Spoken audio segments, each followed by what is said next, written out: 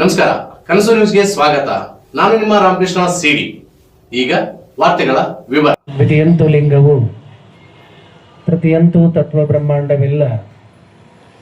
ಅಕಳಂಕ ಗುಣನಿಧಿ ಚಿದಾನಂದ ಬಸವಂಗೆ ಬಕುತನಾದಿನ ಗುರುವೆ ಯೋಗಿನಾಥ. ಸದಾವಕಾಲ ಸ್ಮರಣೀಯರಾದ ಬಸವಾದಿ ಶಿವಶರಣೆಯರಂತರಂಗದ ದಿವ್ಯ ಜ್ಯೋತಿಗೆ ಶರಣೆಂದು, ಮಾನವ ಕುಲಕೋಟಿ ಕಲ್ಯಾಣಕ್ಕೆಂದು ತಮ್ಮದೇ ಆದ ತತ್ವ ಮತ್ತು ಸಿದ್ಧಾಂತವನ್ನು ಬಿಟ್ಟು ಹೋದ ಜಗದೆಲ್ಲ ಸಂತ ಮಹಂತ ದಾರ್ಶನಿಕರ ಅಂತರಂಗದ ದಿವ್ಯ ಜ್ಯೋತಿಗೆ ಶರಣೆಂದು, ಇವತ್ತು ಈ ತಿಂಗಳಲ್ಲಿ ಇಬ್ಬರು ಮಹಾನ್ ದಿಗ್ಗಜರು, ಒಂದು 12ನೇ ಶತಮಾನ ಸಂಪೂರ್ಣ ಮಾನವ ಜನಾಂಗಕ್ಕೆ ಪೂರ್ಣ ಸ್ವಾತಂತ್ರ್ಯ, ಬರೀ ಹೆಣ್ಣಿಗಾಗಿ ಅಲ್ಲ, ಬರೀ ಗಂಡಿಗಾಗಿ ಅಲ್ಲ, ಸಂಪೂರ್ಣ ವಿಶ್ವ ಮಾನವ ಜನಾಂಗಕ್ಕೆ ಪೂರ್ಣ ಸ್ವಾತಂತ್ರ್ಯವನ್ನು ಕೊಟ್ಟಂತ ಮಹಾನ್ ಮೇಧಾವಿ, ವಿಶ್ವ ಮಾನವತಾವಾದಿ ವಿಶ್ವಗುರು ಬಸವ ತಂದೆಯ ಜಯಂತಿಯೂ ಹೌದು.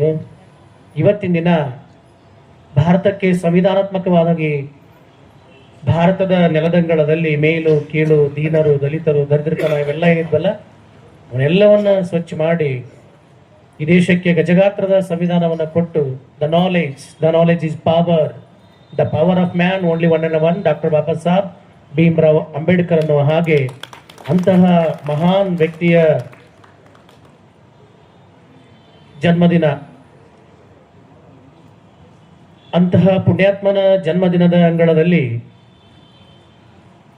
ಬಹಳ ದೊಡ್ಡ ವೇದಿಕೆ ಇವತ್ತಿನ ವೇದಿಕೆ. ಯಾಕೆ ಇವತ್ತಿನ ವೇದಿಕೆ ಬಹಳ ದೊಡ್ಡ ವೇದಿಕೆ ಅಂತಂದ್ರೆ, ಬಹಳ ಮಹತ್ವವಾದಂಥ ವೇದಿಕೆ, ಬಹಳ ವಿಶೇಷವಾದಂಥ ವೇದಿಕೆ. ಒಂದು, ಹೆಣ್ಣಂದ್ರನ ಮೂಲಿಗುಂಪಾಗುವಂಥ ಕೆಲಸ, ಹೆಣ್ಣಂದ್ರ ಮಕ್ಕಳು ಹಿಡಿಯುವಂಥ ಯಂತ್ರ, ಹೆಣ್ಣಂದ್ರ 4 ಗೋಡೆ ಮಧ್ಯೆ ಇರ್ಬೇಕ, ಹೆಣ್ಣಂದ್ರ ಭೋಗದ ವಸ್ತು, ಹೆಣ್ಣಂದ್ರ ಪುರುಷ ಪ್ರಧಾನ ರಾಷ್ಟ್ರದಲ್ಲಿ ಪುರುಷ ಹೇಳೋದಕ್ಕೆ ಕೇಳ್ಕೊಂಡು ಬಿದ್ದಿರ್ಬೇಕು ಅನ್ನುವಂಥ ಕೆಟ್ಟ ಕಾಲಘಟ್ಟದೊಳಗೆ ಹೆಣ್ಣಿಗೆ ಪೂರ್ಣ ಸ್ವಾತಂತ್ರ್ಯವನ್ನು ಕೊಟ್ಟಂತ 12ನೇ ಶತಮಾನದ ವಿಶ್ವಗುರು ಬಸವ ತಂದೆ, ಅದನ್ನ ಸಂವಿಧಾನಾತ್ಮಕವಾಗಿ 21ನೇ ಶತಮಾನ ಕೊಟ್ಟಂತ ಡಾಕ್ಟರ್ ಬಾಬಾ ಸಾಹೇಬ್ ಭೀಮ್ರಾವ್ ಅಂಬೇಡ್ಕರ್ ಅವರ ಜನ್ಮದಿನ.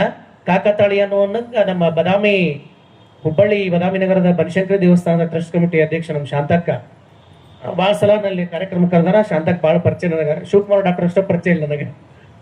ನಾನೇ ನೀವೇ ನಿಲ್ ಶಾಂತಕ್ಕ ಅಂದೆ. ನನಗೂ ಗೊತ್ತಿಲ್ಲಪ್ಪ ನೀವಾದ್ರಿ ಅಂತ ಹೇಳಿಕ್ಕೆ ನಾನು ಮಧ್ಯಾಹ್ನಾಗ ಬರ್ತಿದ್ನಿ ಅಂತ ಶಾಂತಕ್ಕ. ಮತ್ತ ಹೆಣ್ಮಗಳು ನೋಡ್ರಿ, ಅಷ್ಟು ಓದ್ ಹೆಣ್ಮಗಳಲ್ಲ, 10ನೇ ಕ್ಲಾಸ್ 7ನೇ ಕ್ಲಾಸ್ ಓದಿದ ಹೆಣ್ಮಗಳು.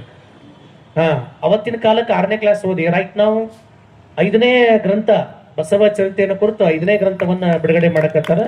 ಯಾಕೆ ಈ ವೇದಿಕೆ ಮಹತ್ವ ಅಂತಂದ್ರ, ಯಾವ ಹೆಣ್ಣಿಗೆ ಪೂರ್ಣ ಸ್ವಾತಂತ್ರ್ಯ ಇರೋಂಥ ಕೆಟ್ಟ ಕಾಲಘಟ್ಟದೊಳಗ ಸಂವಿಧಾನಬದ್ಧವಾದಂತ ಸ್ವಾತಂತ್ರ್ಯವನ್ನ ಬಾಬಾ ಸಾಹೇಬರು ಕೊಟ್ರ, ಪೂರ್ಣ ಸ್ವಾತಂತ್ರ್ಯವನ್ನ ಅವತ್ತು ಅವ್ರು ಕೊಟ್ಟಿದ್ರು ವಿಶ್ವಗುರು ಬಸವ ತಂದೆ. ಈ 2ನೇ ಕಾಕತಾಳಿ ಅನ್ನೋಂಗ ಶಾಂತಕ್ಕ ಇವತ್ತಿನ ವೇದಿಕೆಯನ್ನು ಹಂಚಿಕೊಂಡಿದ್ದು. ನಿಜವಾಗ್ಲೂ ಆ 2 ಸುಪ್ರೀಂ ಸೋಲ್ ಅಂತೇವಲ್ಲ, ಆ ಸುಪ್ರೀಂ ಸೋಲಿಗೆ ಈ ವೇದಿಕೆ ನ್ಯಾಯ ಕೊಡಕತ್ತೇನೋ ಅನ್ನೋಷ್ಟ್ರ ಮಟ್ಟಿಗೆ ನಮಗೆ ಖುಷಿ ಆಗ್ಯದ. ಹಾಗಾಗಿ ಇವತ್ತಿನ ಕಾರ್ಯಕ್ರಮಕ್ಕೆ ಶಾಂತಕ್ಕ ಬಂದಿದ್ದು ನಮಗರ ಹಂಡೆ ಹಾಲು ಕೊಡೋದ ಸಂತೋಷ. ಅದೇ ದಿಶೆಯೊಳಗ ನ್ಯಾಯಾಧೀಶರು, ದ ಜಡ್ಜ್ ಅಂಡ್ ಜಜ್ಮೆಂಟ್ ಅಂತೇವಲ್ಲ, ವಕೀಲರು ವಕಾಲತ್ ಮಾಡಿದ್ರೆ ಅದಕ್ಕೆ ಜಜ್ಮೆಂಟ್ ಬರೆಯೋರು ನ್ಯಾಯಾಧೀಶರು. ಸೊ ಹಾಗಾಗಿ ಇವತ್ತಿನ ವೇದಿಕೆಗೆ ನಮ್ಮ ನಾಯಕ್ ಸರ್ ಬಂದಿದ್ದು, ಮತ್ತೆ ಬಾಬಾ ಸಾಹೇಬ್ ಅವರು ಎಲ್ಲ ಸಂವಿಧಾನಾತ್ಮಕವಾಗಿ ಜಜ್ಮೆಂಟ್ ಬರೀಬೇಕಂದ್ರೂ ಕೂಡ ಇದು ಲಾ ಅಂಡ್ ಆರ್ಡರ್. ಹಾಗಾಗಿ ನಮ್ಮ ನಾಯಕ್ ಸರ್ ಇವತ್ತಿನ ಕಾರ್ಯಕ್ರಮದ ವೇದಿಕೆಗೆ ಬಂದು ಮುಖ್ಯ ಅತಿಥಿ ಸ್ಥಾನದಲ್ಲಿ ಕುಂತಿರೋದು ಖರೇನ ನಮಗೆ ಇನ್ನೂ 2 ಹಂಡೆ ಹಾಲು ಕೂಡ ಸಂತೋಷ ಆಗೈತಿ. ಅವ್ರಿಗೂ ಕೂಡ ಒಂದು ಜೋರಾದ ಚಪ್ಪಾಳೆ ಮೂಲಕ ಅಭಿನಂದಿಸಿ ಅನ್ನುವಂಥ ಮಾತನ್ನು ಹೇಳಿ, ಇವತ್ತಿನ ಕಾರ್ಯಕ್ರಮದಲ್ಲಿ ನಮ್ಮ ಚಲವಾದಿ ಸಮಾಜದ ಕೆ ಅಮ್ಮಣ್ಣ ಅಣ್ಣವರು ಇವತ್ತಿನ ವೇದಿಕೆಗೆ ಬಂದಿದ್ದು, ಅದು ಕೂಡ ನಮಗೆ ತುಂಬ ಹೃದಯದ ಸಂತೋಷವನ್ನು ಉಂಟು ಮಾಡೈತಿ ಅನ್ನುವಂಥ ಮಾತನ್ನು ಹೇಳಿ, ಇವತ್ತಿನ ವೇದಿಕೆ ಹೆಂಗೈತಲ್ಲ, ಎತ್ತಾಗಿಂದ ಶುರು ಮಾಡ್ಬೇಕು ಎತ್ತಾಗಿಂದ ಮುಗಿಸ್ಬೇಕಂತ ನನಗೆ ಗೊತ್ತಾಗ್ತಾ ಇಲ್ಲ. ಕರೆ ಹೇಳ್ತೀನಿ ಕೇಳ್ರಿ. ಯಾಕಂತಂದ್ರ ಇಬ್ಬರು ಮಹಾನ್ ನೋಡ್ರಿ, ಏಪ್ರಿಲ್ ತಿಂಗಳ ದೊಡ್ಡ ದೊಡ್ಡ ಮಹಾನ್ ಮೇಧಾವಿಗಳು, ಮಹಾದೇವಿ ಅಕ್ಕ ಎಂತ ಹೆಣ್ಮಗಳು, ದಿಗಂಬರೆಯಾಗಿ ಇಡೀ ಮಾನವ ಕುಲಕ್ಕೆ ಸವಾಲನ್ನು ಒಡ್ಡಿ, ಹೋಗ ಮಾರೇ ನೀ ಯಾಕೆ ಗಂಡ ನಡಿ ಅಂತ ಕೆಟ್ಟ ಪುರುಷ ಪ್ರಧಾನ ರಾಷ್ಟ್ರದೊಳಗ ನೀ ಯಾಕೆ ಗಂಡು, ನನ್ನ ಗಂಡ ಆಗ್ಲಿಕ್ಕೆ ಲಾಯಕ ಇಲ್ಲ ಅಂದ್ಲ ಮಹಾದೇವಿ. ಎಂತ ದೊಡ್ಡ ಮಾತು ಮಹಾದೇವಿ ತಾಯಿ. ಏಪ್ರಿಲ್ದಲ್ಲೇ ಆ ತಾಯಿಯ ಮೊನ್ನೆ ಆಚರಣೆ ಮಾಡ್ಲಿಲ್ಲ ನೀವೆಲ್ಲ ಮಹಾದೇವಿ ಅಕ್ಕನ ಜಯಂತಿಯನ್ನ? ಏನ್ರಿ ಅಧ್ಯಕ್ಷ ಮಾಡಿದ್ರಿಲ್ಲ? ಎಲ್ಲಿದ್ರಿ ನೀವು? ಆ ಕಡೆ ಹೊಂಟಿರಲ್ಲ. ಮಹಾದೇವಿ ಅಂತಾಳ, ಮಾರಾಯ ಗೆಟ್ಲಾಸ್ ಅಂತಾಳ, ಈ ಲೋಕದ ಗಂಡಂದಿರು ಗಂಡಂದಿರಲ್ಲ, ಅದ್ದಿಟ್ಟು ತಂದು ಬೇಕಲ್ಲ, ಆ ತಾಕತ್ ಬೇಕಲ್ಲ. ನಮಗ ಗಂಡ ಹೋದಂದ್ರೆ ಬದುಕ ಇಲ್ಲ ಅಂತೇಳಿ ಏನಾರ ಲಪಕ್ಕನ ಮ್ಯಾಲ ಹೋಗ್ಬಿಟ್ಟ ಅಂದ್ರೆ ಬದುಕಲ್ಲ ಕೈ ಚೆಲ್ಕೊಂಡಿರ್ತೇವೆ ಇವತ್ತಿಗೂ. 21ನೇ ಶತಮಾನ ನಾನು ಹೇಳಾಕ್ತಿದ್ದ, ಸ್ಟಿಲ್ 21 ಸೆಂಚುರಿ. 21ನೇ ಶತಮಾನದಲ್ಲೂ ಕೂಡ ನನ್ನ ಮನನ್ ಬಿಟ್ಟು ಹೋದ ಅಂದ್ರೆ ಬದುಕ ಇಲ್ಲ ಅಂತ ಕೈ ಚೆಲ್ಲು ಅಂತ ಇವತ್ತಿನ ಕಾಲಘಟ್ಟದೊಳಗ ನಿನ್ ಸವಾಸನ ಬೇಡ ಅಂತೇಳಿ ನನಗ ಗಂಡ ಅನ್ನವ್ ಯಾರು ಅಂತಂದ್ರ, ನನ್ನ ಒಡೆಯ ಅನ್ನವ್ ಯಾರು ಅಂತಂದ್ರ, ಮೊದ್ಲೇ ಮಾತ ಅವು ಹೇಳ್ತಾಳ, ಕೌಶಿಕ ನೀ ನನಗೆ ಈಗಲ್ಲ 7 ಜನ್ಮಕ್ಕೂ ಗಂಡ ಹಾಕ್ಲಾಯ್ಕಿಲ್ಲ ಅಂತಾಳೆ. 7 ಜನ್ಮಕ್ಕೂ ನೀನ ಗಂಡ ಹಾಕ್ಲಾಯ್ಕಿಲ್ಲ. ಯಾಕಂತಂದ್ರ ಎಮ್ಮೆಗೊಂದು ಚಿಂತೆ, ಸಮಗಾರಣಿಗೊಂದು ಚಿಂತೆ. ಅವನು ಮಹಾದೇವಿ ಹೇಳ್ತಾಳೆ, ಮರೆಯಾದ ಕದ್ರ ಚಿಂತೆ ಇದಕ್ಕಿದ್ರ ಚಿಂತೆ, ನನಗೆ ನಮ್ಮ ಕೂಡಲ ಚನ್ನಮಲ್ಲಿಕಾರ್ಜುನ ದೇವ ಒಲಿದಾನೋ ಒಲಿಯನೆಂಬ ಚಿಂತೆ, ನನಗೆ ಅದ್ರ ಚಿಂತೆ ಅದ, ನಿನಗೆ ನಿನ್ನ ಕಾಮದ ಚಿಂತೆ, ಛೀ ಮರುಳೆ ಬಿಡು ಶರಗ ಅನ್ನುವಂತ ತಾಕತ್ ಐತಲ್ಲ ಮಹಾದೇವಿದು. ಅವತ್ತಿನ ಕಾಲಘಟ್ಟದೊಳಗೆ ಈ ತಾಕತ್ ಎಲ್ಲಿಂದ ಬಂತ ಹೇಳ್ರಿ ಮಹಾದೇವಿಗೆ? ಇನ್ನು ಹಂಗ ಬೇಡ ಅಂತಂದ್ರ ಈ ತಾಕತ್ತು ಈ ಶಕ್ತಿ ಎಲ್ಲಿಂದ ಬಂತಂದ್ರ ವಿಶ್ವಗುರು ಕಲ್ಯಾಣದ ಬಸವ ತಂದೆಯಿಂದ ಈ ತಾಕತ್ ಬಂತ. ನಡೆಯತ್ತಗಂತ ಹೇಳುವಂತ ತಾಕತ್ ಬೇಕಲ್ಲ. ನಾನು ಅವಸರದ ಓಲೆ ಏನು ಹೇಗತ್ತೇನಿ, ನನ್ನ ಗಂಡ ಎಂತವ ಅಂದ್ರ ನನ್ನ ಗಂಡನಿಗೆ ರೂಹಿಲ್ಲದ, ಕೇಡಿಲ್ಲದ, ಭವವಿಲ್ಲದ, ಭಯವಿಲ್ಲದ. ನನ್ನ ಗಂಡ ಎಂತಂದ್ರ ನಾಮವಿಲ್ಲದ, ನೇಮವಿಲ್ಲದ, ಭವವಿಲ್ಲದ, ಭಯವಿಲ್ಲದ, ರೂಹಿಲ್ಲದ, ಕೇಡಿಲ್ಲದ, ನಿರ್ಭಯ ಚಲುವಂಗ್ಯಾನು ಮಿಗೆ ಒಲಿದನು ಎಲೆಯವ್ವಗಳಿರ ಮಿಕ್ಕಾದ ಗಂಡಂದಿರನ್ನೆಲ್ಲ ಒಲೆಯಲಿಕ್ಕೆ ದಹಿಸು ಅಂತಾಳೆ, ಕಿಚ್ಚಲಿಕ್ಕು ಅಂತಾಳೆ ಮಾದೇವಿ. ನಿಮಗೆ ತಾಕತ್ತದ? ನಿಮ್ಗೆ ಏನ್ರಲ್ಲಿ ಕುಂತಿರಲ್ಲ, ನಿಮ್ ಗಂಡ ನಿಮ್ಗೆ ಬಹಳ ಅನ್ಯಾಯ ಮಾಡಕತ್ತಾನ, ವರದಕ್ಷಿಣೆ ತೊಂಬ, ಅದನ್ ತಂಬ ಇದನ್ ತಂಬ ಅಂತ ನಿಮ್ಗೆ ಚಿತ್ರ ವಿಷಯ ಕೊಡಕತ್ತಾನಂದ್ರ ಇವತ್ತಿಗದು ನಿಮ್ಗೆ ಆ ತಾಕತ್ತದ? ನೀನ್ ಯಾಕೆ ಗಂಡ ನಡೆಯತ್ತಗನ್ನೋಂತ ತಾಕತ್ತದ? ಇಲ್ಲ. ಇವತ್ತಿಗೂ ಕೂಡ ನೋಡಿ ಸಿಟ್ಗೆದ್ ಕುಂತಾರೆ, ಏನ್ ಹೇಳಕತ್ತಾನ ಸ್ವಾಮಿ ಅಂತ ಹೇಳಿ. Today Modi announcement by the one message ಇವತ್ತು ಸ್ಟೇಟ್ಮೆಂಟ್ ಹೇಳಕತ್ತಾನ ಮೋದಿ, 33% ಅಚ್ಚುಕಟ್ಟಾಗಿ ನೆಕ್ಸ್ಟ್ ಎಲೆಕ್ಷನ್ ಅಂದ್ರೆ ಇಡೀ ಹೆಣ್ಣು ಮಕ್ಕಳಿಗೆ 33% ರಿಯಾಯಿತಿನ ಕೊಡ್ತೀವಿ ಸಂವಿಧಾನಬದ್ಧವಾಗಿ ಅಂತ ಸ್ಟೇಟ್ಮೆಂಟ್ ಪಾಸ್ ಮಾಡೋಣ ಮೋದಿ ಇವತ್ತು. ನಾ ಏನ್ ಹೇಳಕ್ ಇಚ್ಛೆ ಪಡಕತ್ತೇನೆ ಅಂದ್ರೆ 21ನೇ ಶತಮಾನದಾಗ ಭಾರತದ ನೆಲದಂಗದೊಳಗ ಬರೇ ನಿಮ್ಗೆ 33% ಕೊಡಕ್ ಒದ್ದಾಡಕತ್ತದ ಗೌರ್ಮೆಂಟ್. ನೆನಪಿರ್ಲಿ, 12ನೇ ಶತಮಾನದಾಗ 33 ಕವಿಯತ್ರಿಯರು, ಸಮಸ್ಯೆ ಅಲ್ಲ, 33 ಕವಿಯತ್ರಿಯರು ಅಖಂಡ ಹೆಣ್ಣು ಮಕ್ಕಳಿಗೆ ಪೂರ್ಣ ಸ್ವಾತಂತ್ರ್ಯವನ್ನು ಕೊಟ್ಟ, ಹೆಣ್ಣು ಹೆಣ್ಣಲ್ಲ, ಹೆಣ್ಣು ರಕ್ಕಸಿ ಅಲ್ಲ, ತಾ ಮಾಡಿದ ಹೆಣ್ಣು ತನ್ನ ತಲೆಯ ನೀರಿತ್ತು, ತಾ ಮಾಡಿದ ಹೆಣ್ಣು ತನ್ನ ತೊಡೆಯ ನೀರಿತ್ತು. ಇದು ಕಾರಣ ಹೆಣ್ಣು ಹೆಣ್ಣಲ್ಲ, ಹೆಣ್ಣು ರಕ್ಕಸಿ ಅಲ್ಲ, ಹೆಣ್ಣು ಸಾಕ್ಷಾತ್ ಕಪಿಲ ಸಿದ್ಧ ಮಲ್ಲಿಕಾರ್ಜುನ ಅಂತ ಹೆಣ್ಣಿಗೆ ದೈವತ್ವದ ಕೊಡುಗೆಯನ್ನು ಕೊಟ್ಟವರು ವಿಶ್ವಗುರು ಬಸವಣ್ಣ. ಬರ್ರಿ ಅಂತ ಎಲ್ಲರನ್ನೂ ಮುಕ್ತವಾಗಿ ಅನುಭವ ಮಂಟಪದ ಅಂಗಳಕ್ಕೆ ಕರೆದ ಫ್ರೀಡಮ್ ಫ್ರೀಡಮ್ ಎಷ್ಟರ ಮಟ್ಟಿಗೆ ನಿಮ್ಗೆ ಸಂಪೂರ್ಣ ಸ್ವಾತಂತ್ರ್ಯವನ್ನು ಕೊಟ್ಟ ಅವತ್ತ ಬಸವ ತಂದೆ ಅಂದ್ರೆ ನಿಮ್ಗೆಲ್ಲರಿಗೂ ನೆನಪಿರ್ಬೇಕ. ಎಷ್ಟರ ಮಟ್ಟಿಗೆ ಪೂರ್ಣ ಪ್ರಮಾಣದ ಸ್ವಾತಂತ್ರ್ಯ ಅಂದ್ರೆ ನೆನಪಿರ್ಲಿ ನಿಮ್ಗ. ಕಸ ಹೊಡಿಯುವಂತ ಸತ್ಯಕ್ಕಂತಾಳ, ಮರೆಯ ಏನ್ ಹೇಳಕತ್ತಿ ಓದ್ ಕೇಳ್ತಾಳ. ಕಲ್ಯಾಣದ ಅಂಗಳದೊಳಗೆ ದೊಡ್ಡವರಿಗೆ ಸವಾಲಾಗಿ ನಿಲ್ತಾಳ ಸತ್ಯಕ್ಕ ತಾಯಿ. ಕಸ ಹೊಡಿಯುವಂತ ಸತ್ಯಕ್ಕ ನಮ್ಮನ್ನ ಪ್ರಶ್ನೆ ಮಾಡಕತ್ತಾಳ. ಯಾವುದು ಪೂಜೆ, ಯಾವುದು ನೇಮ ಅಂದಕ್ಕ ತಾಯಿಯ ಉದಾಹರಣೆ ಏನಂದ್ರ ಅರ್ಚನೆ, ಪೂಜನೆ ನೇಮವಲ್ಲ. ಹೊಗ ಮರೆಯ ಕಡಗಡ ಎಳ್ಸ್ಕೊಂತ ಕುಂದ್ರದ ನೇಮ ಅಲ್ಲ, ನಡಿ ಆಗ್ತಗಂದ್ರೆ. ಗಂಟಿ ಬಾರಿಸ್ಕೊಂತ ಕುಂದ್ರದ ನೇಮ ಅಲ್ಲ, ನಡಿ ಆಗ್ತಗಂದ್ರೆ. ಯಾವ್ದು ನೇಮ ಅನ್ನೋದಕ್ಕೆ ಎಂತ ಸುಪ್ರೀಂ ಜಜ್ಮೆಂಟ್ ಎಮ್ಮಂದು, ಎಂತ ಜಡ್ಜ್ ಎಮ್ಮ, ಸಮಾಜಕ್ಕೆ ಎಂತ ಮಹತ್ವವಾದಂತ ಜಜ್ಮೆಂಟ್ ಅನ್ನು ಕೊಡ್ತಾರಲ್ಲ ತಾಯಿ. ಕಸ ಹೊಡಿಯುವಂತ ಸತ್ಯಕ್ಕ ನಮ್ಮ ಮಠದ ಹಿಂದಿನ ನಮ್ಮ ಕಟ್ಟಕಡೆಯ ವ್ಯಕ್ತಿ ನಮ್ಮ ಮಠದ ಕಸವನ್ನು ಗುಡಿಸ್ತಿದ್ದ, ಕಟ್ಟಕಡೆ ವ್ಯಕ್ತಿ ಊರಿನ ಅಂಗಳ ಕಸವನ್ನು ಗುಡಿಸ್ತಿದ್ದ. ಅಂತ ಕೆಟ್ಟ ಕಾಲಘಟ್ಟದೊಳಗ ಒಬ್ಬ ಸತ್ಯಕ್ಕ ತಾಯಿ ಕಟ್ಟ ಕಡೆಯ ವ್ಯಕ್ತಿ ಅಂಗಳದ ಕಸವನ್ನ, ಕಲ್ಯಾಣದ ಮನೆ ಅಂಗಳದ ಕಸವನ್ನು ಹೊಡೆಯುವಂತ ಒಬ್ಬ ತಾಯಿ, ಓಣಿಯ ಕಸವನ್ನು ಹೊಡೆಯುವಂತ ಒಬ್ಬ ತಾಯಿ ಅಂತಾಳ, ಮರೆಯ ಅರ್ಚನೆ, ಪೂಜನೆ ನೇಮವಲ್ಲ, ಜಪ ತಪ ನೇಮವಲ್ಲ. ಯಾವುದು ನೇಮ? ತಾಯಿ ಹೇಳಕತ್ತಾಳ ಸತ್ಯಕ್ಕ. ನೋಡ್ರಿ, ಯಾರಿಗೆ ಸ್ವಾತಂತ್ರ್ಯ ಕೊಡ್ತಾರೆ? ಕಟ್ಟ ಕಡೆಯ ವ್ಯಕ್ತಿಯಿಂದ ಹಿಡ್ಕೊಂಡು ಅಂತ್ಯಜಾದಿಯಾಗಿ ಅಗ್ರಜನವರೆಗೂ ಪೂರ್ಣ ಸ್ವಾತಂತ್ರ್ಯವನ್ನು ಕೊಟ್ಟವರು 12ನೇ ಶತಮಾನದ ಬಸವಣ್ಣನವರು. ನೆನ್ಪಿರ್ಲಿ, ಇವತ್ತಿಗೂ ನಿಮ್ ದೇಶಕ್ಕ 21ನೇ ಶತಮಾನ ಇದ್ರಲ್ಲಿ ನೀವು ಇವತ್ತಿಗೂ ನಿಮ್ ದೇಶದ PM ಯಾರು ಸಡಿಲ್ಕಷ್ಟ ಆಗಕತ್ತಿಲ್ಲ ಇನ್ನು ಮಟನು. PM prime minister of India. ನೆನ್ಪಿರ್ಲಿ, ಅವತ್ತಿನ ಕಾಲಕ್ಕ 12ನೇ ಶತಮಾನದ the first parliament in the world, ವಿಶ್ವದ ಮೊಟ್ಟ ಮೊದಲ ಸಂಸತ್ತನ್ನ ಪ್ರಾರಂಭ ಮಾಡಿದರು ವಿಶ್ವಗುರು ಬಸವಣ್ಣ. ಅಂತಹ ಮೊದಲ ಸಂಸತ್ತನ್ನ ಪ್ರಾರಂಭ ಮಾಡಿ ತಾವೇ ಕಟ್ಟಿದಂತ ಪಾರ್ಲಿಮೆಂಟ್ಗೆ ತಾವು ಅಧ್ಯಕ್ಷ ಆಗ್ಲಿಲ್ಲ. ಅವ್ರು ಯಾರು ಪ್ರಶ್ನೆ ಮಾಡುವಂತ ರೈಟ್ ಸೈಡ್ ಇದ್ದಿಲ್ಲ. ಈಗ ಸ್ವತಂತ್ರ ಬಂದ ನಂತರ ಗಾಂಧಿ ಏನಾದ್ರು ನಾ ಪ್ರಧಾನಮಂತ್ರಿ ಆಗ್ಬೇಕಂತ ಬಂದ್ ನಿಂತಿದ್ರ ಯಾವ ಒಬ್ಬಂಗಾರ ಅವ್ರ ಎದುರು ನಿಂತು ಮಾತಾಡೋದು ತಾಕತ್ತಿತ್ತನ? ಯಾರಿಗೂ ಇದ್ದಿದ್ದಿಲ್ಲ. ಯಾಕಂದ್ರ ಏನೂ ಬೇಡ, ದೇಶ ಆಜಾದ ಐತಲ್ಲ ಸಾಕು ಅಂತ ಸಬರಮತಿ ಆಶ್ರಮದಲ್ಲಿ ಹೋಗಿ ತಮ್ಮ ಜೀವನವನ್ನ ಗದ್ದತ್ತಿದಂಗ ಇಡೀ ಪಾರ್ಲಿಮೆಂಟ್ ಅನ್ನ ಕಟ್ಟಿದಂತ ಬಸವ ತಂದೆ ತಾನು ಆ ಪೀಠದ ಅಧ್ಯಕ್ಷ ಆಗ್ಲಿಲ್ಲ. ಯಾರಿಗೆ ನಾಲೆಜ್ ಇರ್ತದೋ, the knowledge is power, the education is power, the great among men is beyond the border, beyond the knowledge.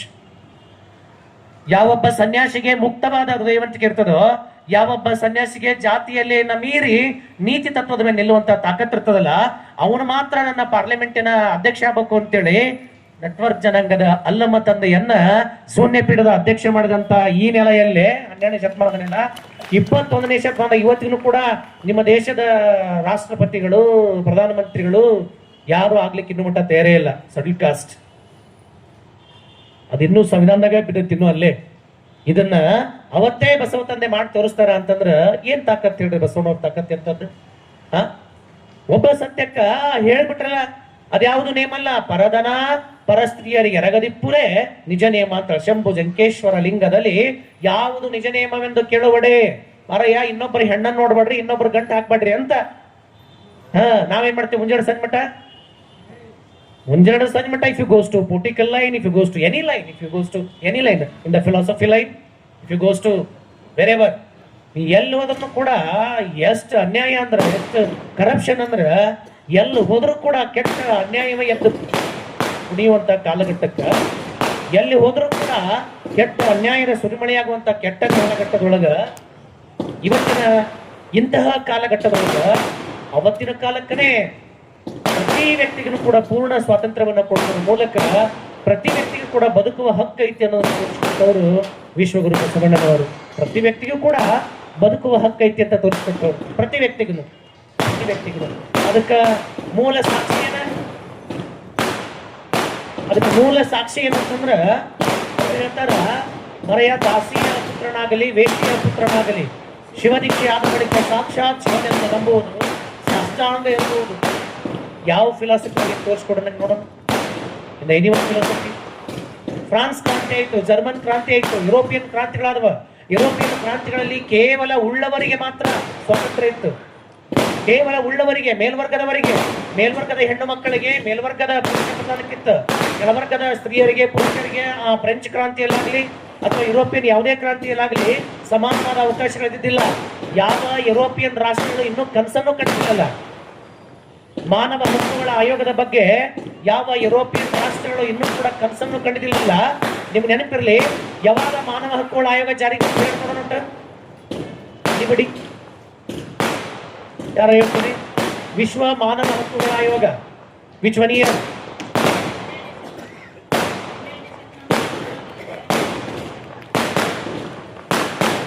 ಈ ವಿಶ್ವದೊಳಗ ಮೊಟ್ಟ ಮೊದಲ ಮಾನವ ಹಕ್ಕುಗಳ ಆಯೋಗ ಜಾರಿಗೆ ಬಂದ 2 ಭಯಾನಕ ಯುದ್ಧಗಳಾದ್ಮೇಲೆ 1914ರಿಂದ 1918, 1924ರಿಂದ 1932 ಮಹಾನ್ ಯುದ್ಧಗಳು.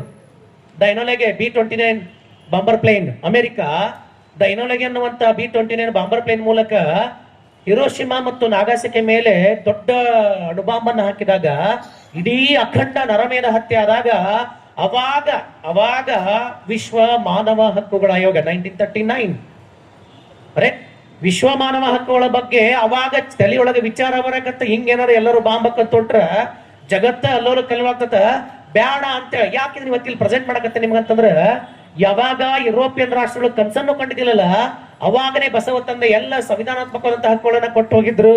ಇದು ಕೇವಲ ಕಥೆಯಲ್ಲ, ಇಟ್ಸ್ ಅ ಫ್ಯಾಕ್ಟ್. ನೀನ್ ಸ್ವೀಕಾರ ಮಾಡದೇ ಇರೋದು ನಿನ್ನ ಬರ. ಆದ್ರ ಅವತ್ತಿನ ಕಾಲಕ್ಕ ಎಲ್ಲ ವ್ಯಕ್ತಿಗೂ ಪೂರ್ಣ ಸ್ವಾತಂತ್ರ್ಯವನ್ನು ಕೊಡೋದ್ರ ಮೂಲಕ ಬರೀ ಮಾತಾಡಕ್ ಹೋಗ್ಲಿಲ್ಲ. ಯಾವಾಗ ಯಾರಾಗ್ಲಿ, ಯಾರಿಗೆ ಹುಟ್ಟೆತ್ತಿ ಮಗು ಅನ್ನೋದಲ್ಲ, ಅದಕ್ಕೆ ಅಪ್ಪ ಐತೋ ಐತೋ ಮಗು ಅಲ್ಲ, ಒಟ್ಟ ಪಿಂಡವನ್ನ ಧರಿಸಿ ಭೂಮಿಗೆ ಬಂದತ್ತಂದ್ರ ಅದ್ರೊಳಗೂ ಕೂಡ ಆತ್ಮಶಕ್ತಿ ಅದ, ಅದ್ರೊಳಗೂ ಕೂಡ ಪರಮಾತ್ಮನ ಕಳೆಯದ. ಆ ವ್ಯಕ್ತಿ ಆಚಾರವಂತನಾಗಿ ಬದುಕ್ತಾನಂತಂದ್ರ ಅವನಿಗೆ ಸಮಾಜದಲ್ಲಿ ಬದುಕುವ ಎಲ್ಲ ಅಧಿಕಾರ ಐತಿ ಅಂತ ಹೇಳೋದ್ರ ಮೂಲಕ ನಮ್ಮಪ್ಪ ನಮ್ಮಗ ಹುಟ್ಟಾನಂದ್ರೂ ಕೂಡ ಆ ವ್ಯಕ್ತಿ ಅನೈತಿಕವಾಗಿದಾನಂದ್ರ, ಆತನಿಗೆ ಸಮಾಜಕ್ಕೆ ಕಂಟಕಾಗಿರಂದ್ರ, ರಾಷ್ಟ್ರ ಪ್ರಜ್ಞೆಗೆ ಧಕ್ಕೆ ತರಕತ್ತಾನಂದ್ರ ಆತನಿಗೆ ಈ ಭೂಮಿ ಬದುಕುವಂತ ಯಾವ ಅಧಿಕಾರನೂ ಇಲ್ಲ ಅನ್ನುವಂತ ಮಾತನ್ನ ಇವತ್ತು ಹೇಳಕತ್ತಿಲ್ಲ. 12ನೇ ಶತಮಾನದಾಗ ಬಸವಣ್ಣವ್ರಾಗ್ಲಿ ಹೇಳೋಗಾಯ್ತು. ಅದಕ್ಕೆ ದಾಸಿಯ ಪುತ್ರನಾಗಲಿ ವೇಶ್ಯ ಪುತ್ರನಾಗಲಿ ಅವನು ಯಾರು ಅಂತ ಕೇಳಕ್ ಹೋಗ್ಬೇಡ. ಅವನೊಳಗ ಆಚಾರ ಐತಂದ್ರ, ಅವನೊಳಗ ಪ್ರಾಮಾಣಿಕತೆ ಐತಂದ್ರ, ಅವನೊಳಗ ರಾಷ್ಟ್ರ ಮಾನವೀಯ ಪ್ರಜ್ಞೆಗಳು ತುಂಬಿ ತುಳುಕೈತಂದ್ರ ಅವನನ್ನ ಬಿಗದಪ್ಪಗೋ, ಆತನ ಮನುಷ್ಯ ಅಂತ ಸ್ವೀಕಾರ ಮಾಡು ಅಂತ ಹೇಳಿಲ್ಲ. ಬದಲಾಗಿ ಮಾದಾರ ಚೆನ್ನಯ್ಯನ ಮನೆಯಲ್ಲಿ ಅಂಬಲಿ ಉಂಡ ಕಾರಣ ವೇದ ನಡೆಗಿತ್ತು. ಏನ್ ಸ್ಟೇಟ್ಮೆಂಟ್ ಇದೆ? ಇನ್ ಸಣ್ಣ statement, it's a big one.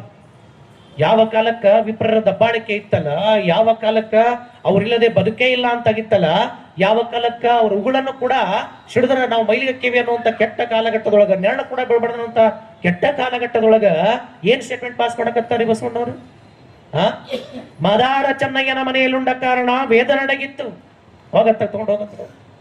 ಯಾಕ ಅಂತಂದ್ರ ಅಗ್ರಜಾದಿಯಾಗಿ ಅಂತ್ಯ ಜನವರೆಗೂ ಎಲ್ಲರೂ ಶಿವಭಕ್ತರು, ಶಿವನ ಮಕ್ಕಳು, ಮನುಷ್ಯ ಕುಲ ತಾನೊಂದೇ ಅನ್ನೋದನ್ನ ಕೇವಲ ಹೇಳಿಲ್ಲ, ಬದಲಾಗಿ ಶೂನ್ಯ ಪೀಠಕ್ಕ ಅಲ್ಲಮ ತಂದೆಯನ್ನ ಅಧ್ಯಕ್ಷನಾಗಿ ಮಾಡೋದ್ರ ಮೂಲಕ ನಡದ್ ತೋರಿಸಿದ್ರ ಕಸ ಹೊಡಿಯುವಂತ ಸತ್ಯಕ್ಕ ಅಲ್ಲಿ ಕುತ್ಕೊಂಡು ಜಡ್ಜ್ ಆಗಿ ಜಜ್ಮೆಂಟ್ ಪಾಸ್ ಮಾಡಕತ್ತಾಳ ಅಂದ್ರ ನೆನಪಿರ್ಲಿ.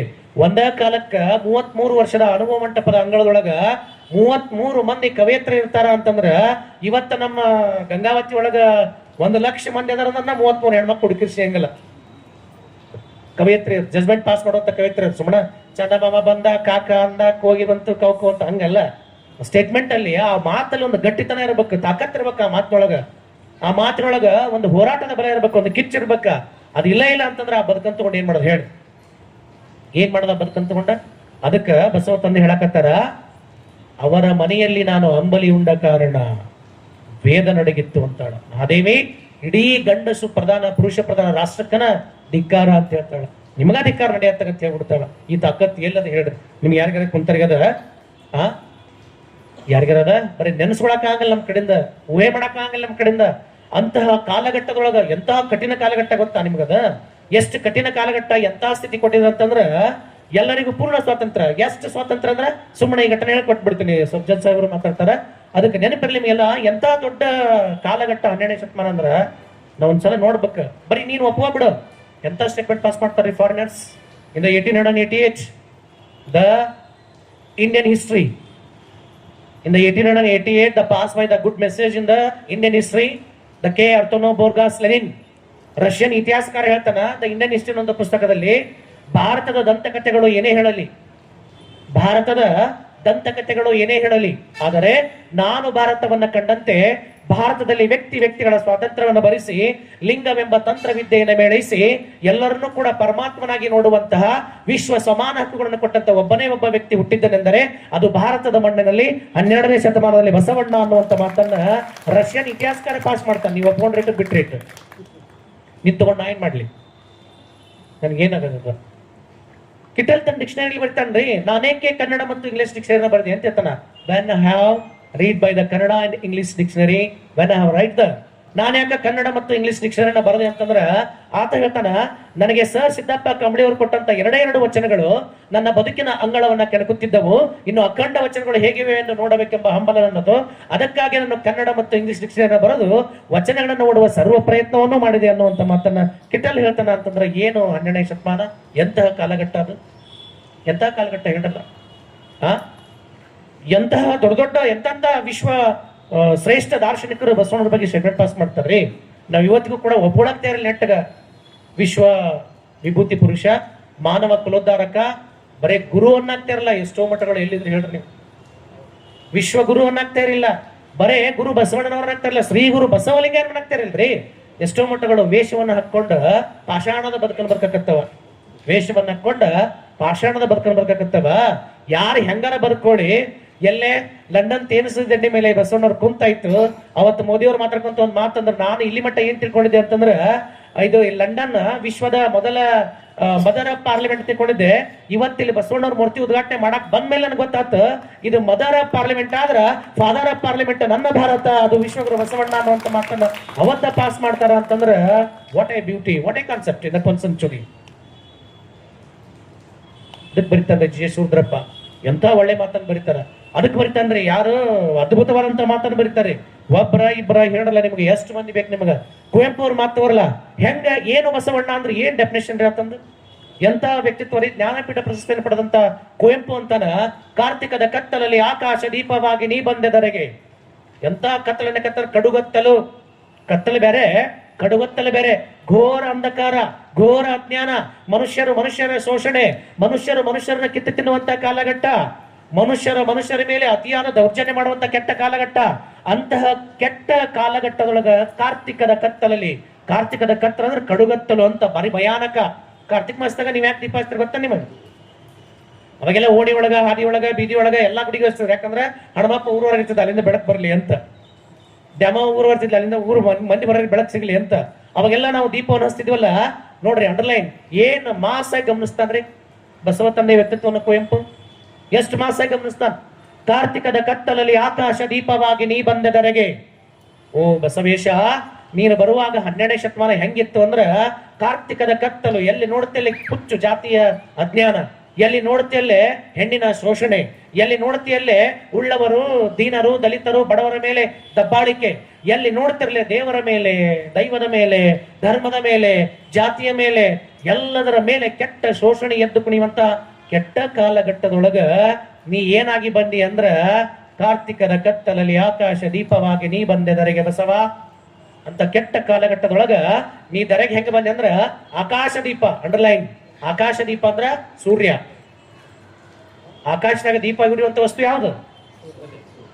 ನೀವು ಬಿಡ್ತಿರಲ್ಲ ಆಕಾಶ ಬುಟ್ಟಿ ಅದ? ಅರೆ, ಇಡೀ ಬ್ರಹ್ಮಾಂಡಕ್ಕೆ ಈ ಭೂಮಿಗೆ ಬೆಳಕನ್ನು ಚೆಲ್ಲುವಂತವ ಯಾರು?